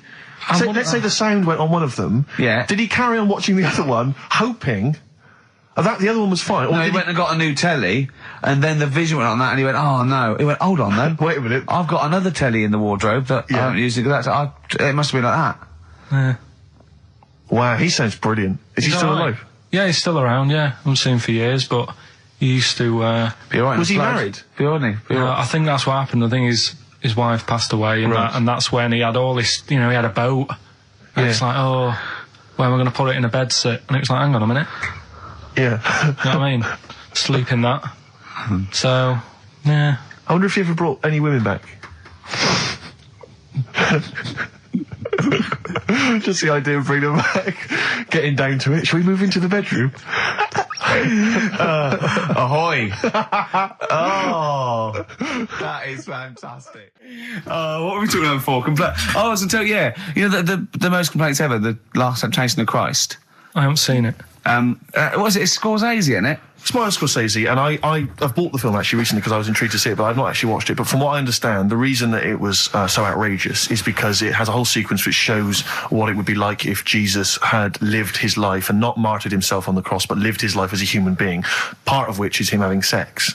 And so I think that was chiefly what the outrage was, that it was showing this godly man to be, as human as he was supposedly, because he's supposed to be human as well. So that's the reason. That was the reason that there was complaints there. I don't know. I haven't seen the film. I can't say. You see him, do you?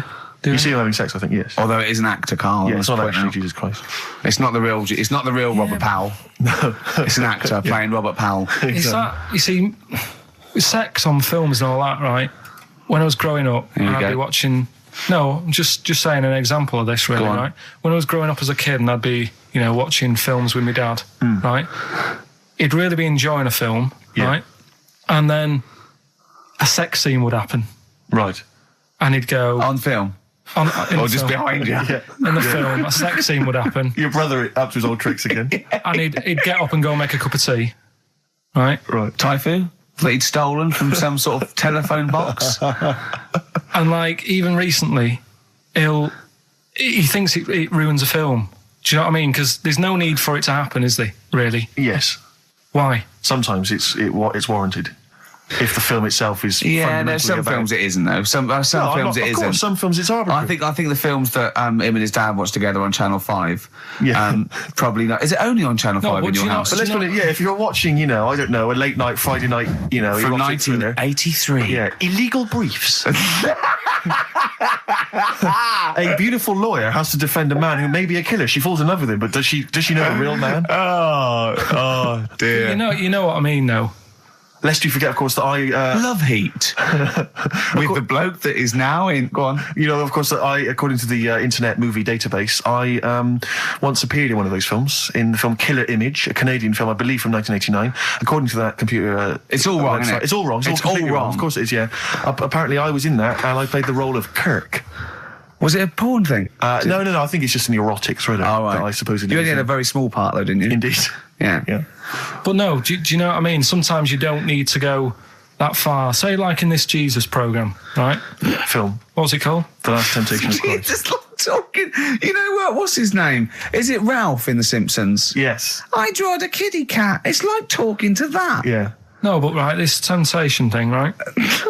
Do you know, often we don't get that many complaints on this show. We don't get very many complaints. And I think that's either because there's no listeners, or B, it's because most people agree with Karl. And that terrifies me. Or they let him off because it's like, you can plead insanity, you can go mental and kill a few people, but they go, oh, he's a bit backwards. No, but was it because, like, they're saying that he was having it away? Or is it because you saw it? What got the complaints? The complaint was the very suggestion that Christ It was a blasphemous thing, not the fact that you saw an actor's knob. So what about if they just cut it down a bit and you like saw the little stable door closing? It wasn't the baby Jesus having sex. It was the grown man. The stable door shutting. No, but do you know what the they do? nativity scene. Oh, that is brilliant. The wise men saying, I can't believe we brought myrrh, we should have brought condoms.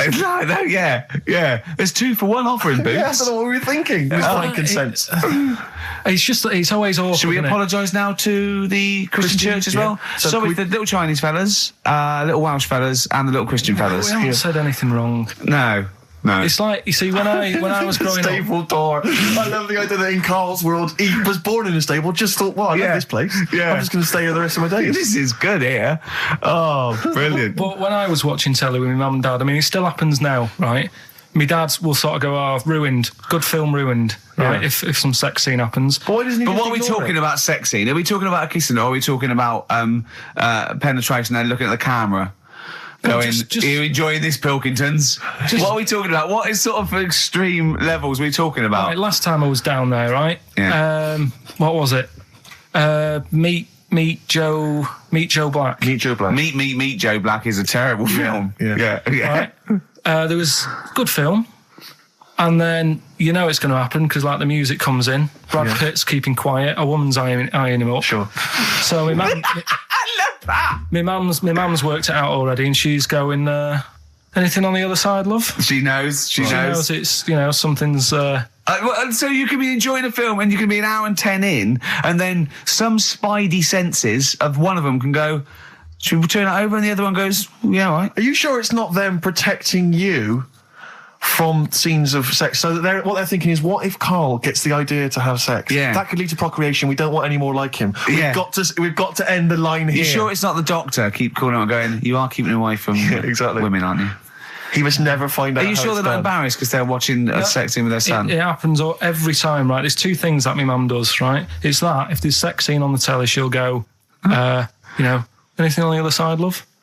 And the other thing she always says, if ever there's anything on the telly with Elvis in it, she goes, oh, I like him, right? And we all know, we sat there, we know what she's going to say next. Yeah. So you don't even bother saying why, right? And she goes, he likes fat, ugly people.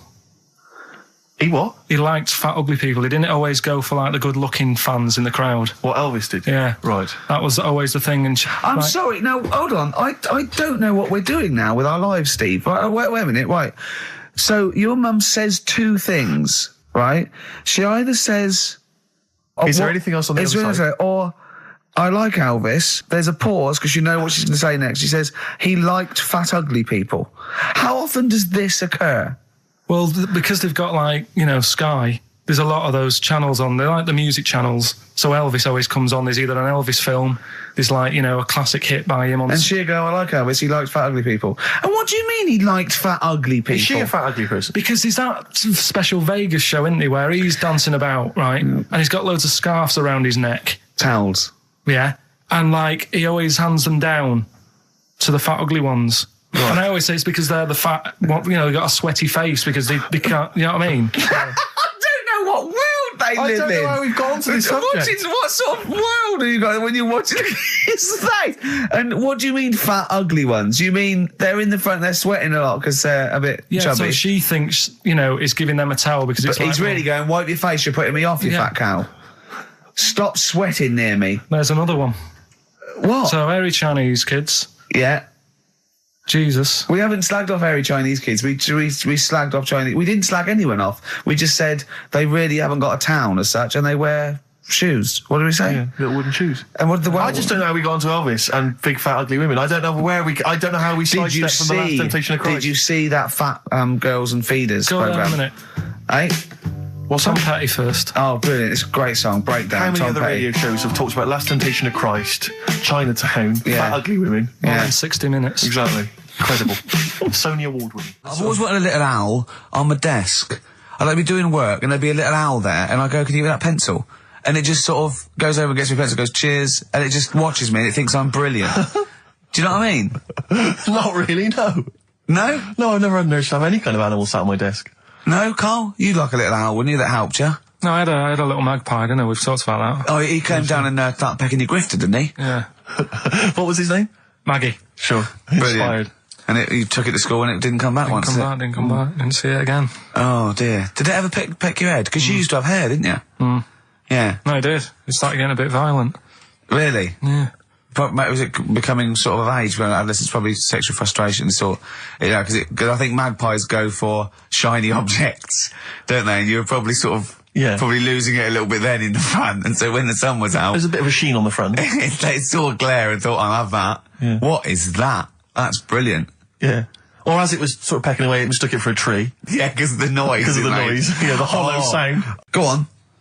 Women wearing trousers and that, right? On the estate that I grew up in, on, right?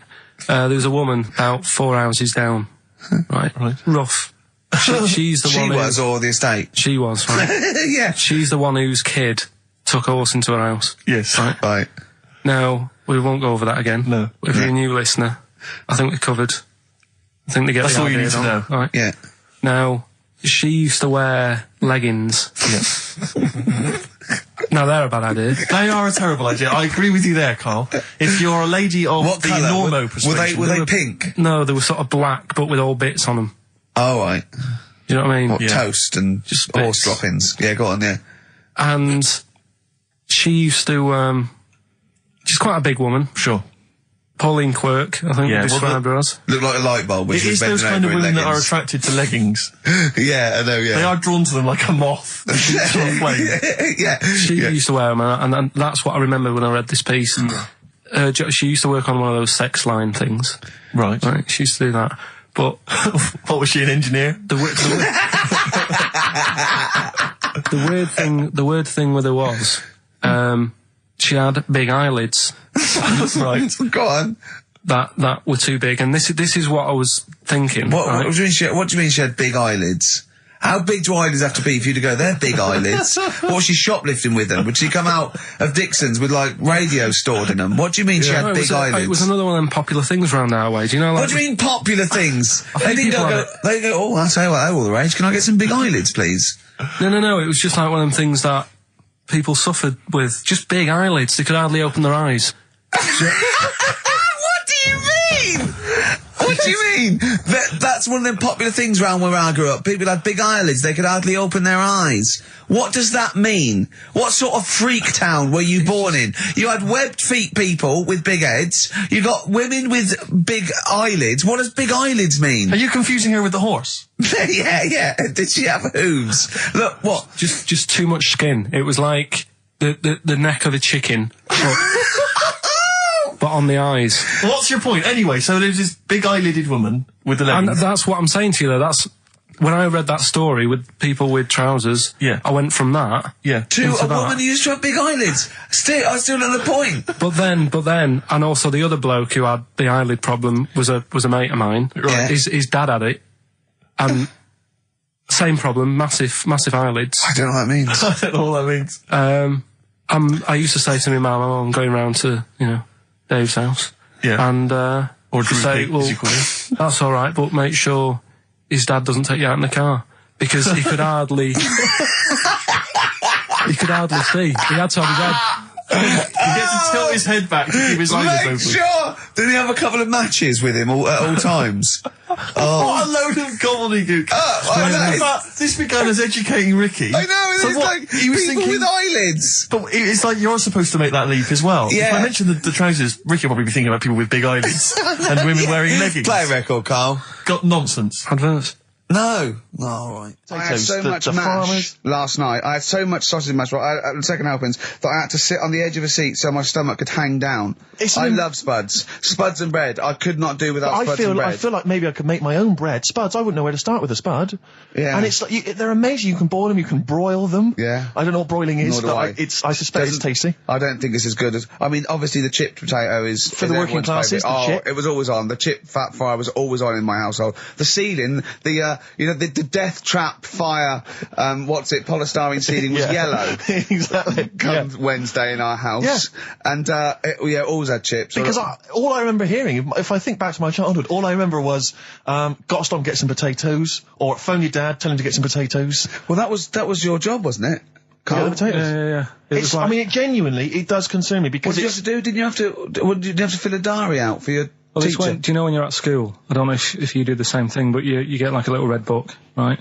And every night, I think it was a way of the teachers sort of keeping an eye on you. So if you went out robbing, if you wrote it in your diary, they'd go what you're playing at. Sure. Right? So you'd have to write down what you did every night. Yeah.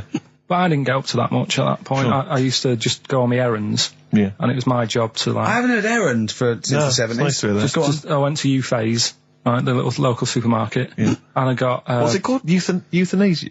What? I did... U-Phase. New phase. U-Phase. U-Phase. Yeah.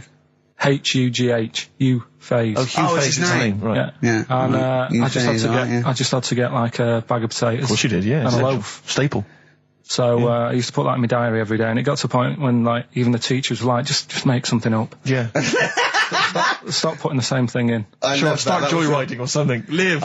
I love the fact that he was fascinated by the strangest village in Britain, but the stories he's told us about where he comes from, there's him going around with two fellas with big heads, webbed feet, a little pigeon-chested bloke, him on his grifter with Maggie pecking at him, his dad in a telephone box nicking groceries, and a horse in the house next door. I mean, how strange was his upbringing? And him hanging from his satchel. Unbelievable. There's another free. woman who I remembered. Actually, I'll tell you later. Go on, what? No, What? I'll tell you later about another woman who I remembered. What's give us a come on, give us a teaser. It's just a woman who rode around on a three-wheeled bike with her husband in a basket. Right, I'll tell you that. Right, and the final You don't clip. get teasers like that on any other radio That's a hell of a funeral service. Right, listen. Right, tell us about this woman. Well, it was just because you were saying about the, our living. We are broadcasting now, aren't we? This is actually going out. This is live. This isn't us sort of like... Yeah, sort but of- you were just talking about how I lived in an odd village Yeah. with kids with big heads and all that, right? And what I wanted to do. What is that again? There's two kids with big heads. Yeah, they just had sort of big heads and webbed hands and that. They went to my school, and when I spoke to my dad the other day, because I'm going to see my mum and dad tomorrow. Oh, yeah. So I said, have we got any school photographs with the big-headed kids in? And he said, no, nobody bought those sort of school photos because they were in it, so it was always a bit ruined. But I said, well, No. he said sales would, because he obviously talked to other dads and stuff like that, and he just said, oh, no one bought them. But anyway, so I would love them. Yeah. That's why I'd buy them. yeah, but I wouldn't stand out, would I? If And it's on that's the saying something. mantelpiece. Yeah, well. But anyway, so I was talking about, When you say they had big heads, what do you mean? Do they look like someone from Doctor Who? they were just quite big. But they weren't related. No. So why did two blokes with big heads and webbed feet? I lived in a weird area. There was a Was sort there of a chemical plant close by. I can't believe you've never told us that before. That explains a lot. Not just the freaks in your neighbourhood, but No, there was loads of weird stuff going on. There was this, like I said, there was this woman who used to like live in one of the council flats, right? And she had a three-wheeled sort of big, what do you call Son, three-wheeled son. He was the weirdest bloke we ever knew. What do you call it? Like a big tricycle, but for an adult rather than one for a kid. It was a big one. It wasn't a motorbike though. It was a no. It was a push bike thing. Right, yeah. And she used to sort of ride down the road with a fella sat in the basket on the back with his like legs dangling over, and they'd be going to like the pub and what have you. Was it a different fella each time or the same one? No, same little sort of bald-headed fella. So it was in collection for like organs and things. Bring out your ill. And then people would just throw Grandad just in the back and go, right, we're getting £4 for Grandad. But she's got a lovely pair of testicles on him. They're very low, but they can still bring out your dead or nearly dead. She used to pick on her husband quite a lot. They'd be in the pub and what have you, and they'd be sat by themselves, but she'd always be sort of, having a go at him, moaning at him, sort of pushing him about and that. So my dad and his mate, right, they went round to their house, knocked on the door, she answered, and he said he was a copper, right? He said, Detective Pilkington, gonna come in and have a word. So I'm just going to make a note of impersonating a police officer. Yeah, but for the good, he went in and sort of said, now, I've heard, it's a superhero. I've heard, you picking on your husband a lot. Yeah. We'll be keeping an eye on you. Do it again, and there'll be trouble. And she backed off after that. She was all right. And how was the husband? Was he still in the basket though? Was he allowed to ever sort of like ride up front with her? Or was he just always in the bar? She'd sort of stopped picking on him in public places and stuff. That's good. Just you can't get done, can you, just for doing that? I think impersonating a police officer. Well, you probably did. There was no gain. I think you can't impersonate a police officer full stop. But I think they'd probably be lenient on him that he was, But let's face it. He's not going to be caught because why would anyone know about it? It's not like his son's going to say it on a radio station, is it? And stitch him right up. Is this something you did generally? Kind of a little bit of light vigilante work? Just whatever, him and his mate, just, if they saw something going on, they go, what can we do? Sure. What little scam can we do, or whatever. Oh, that's fantastic.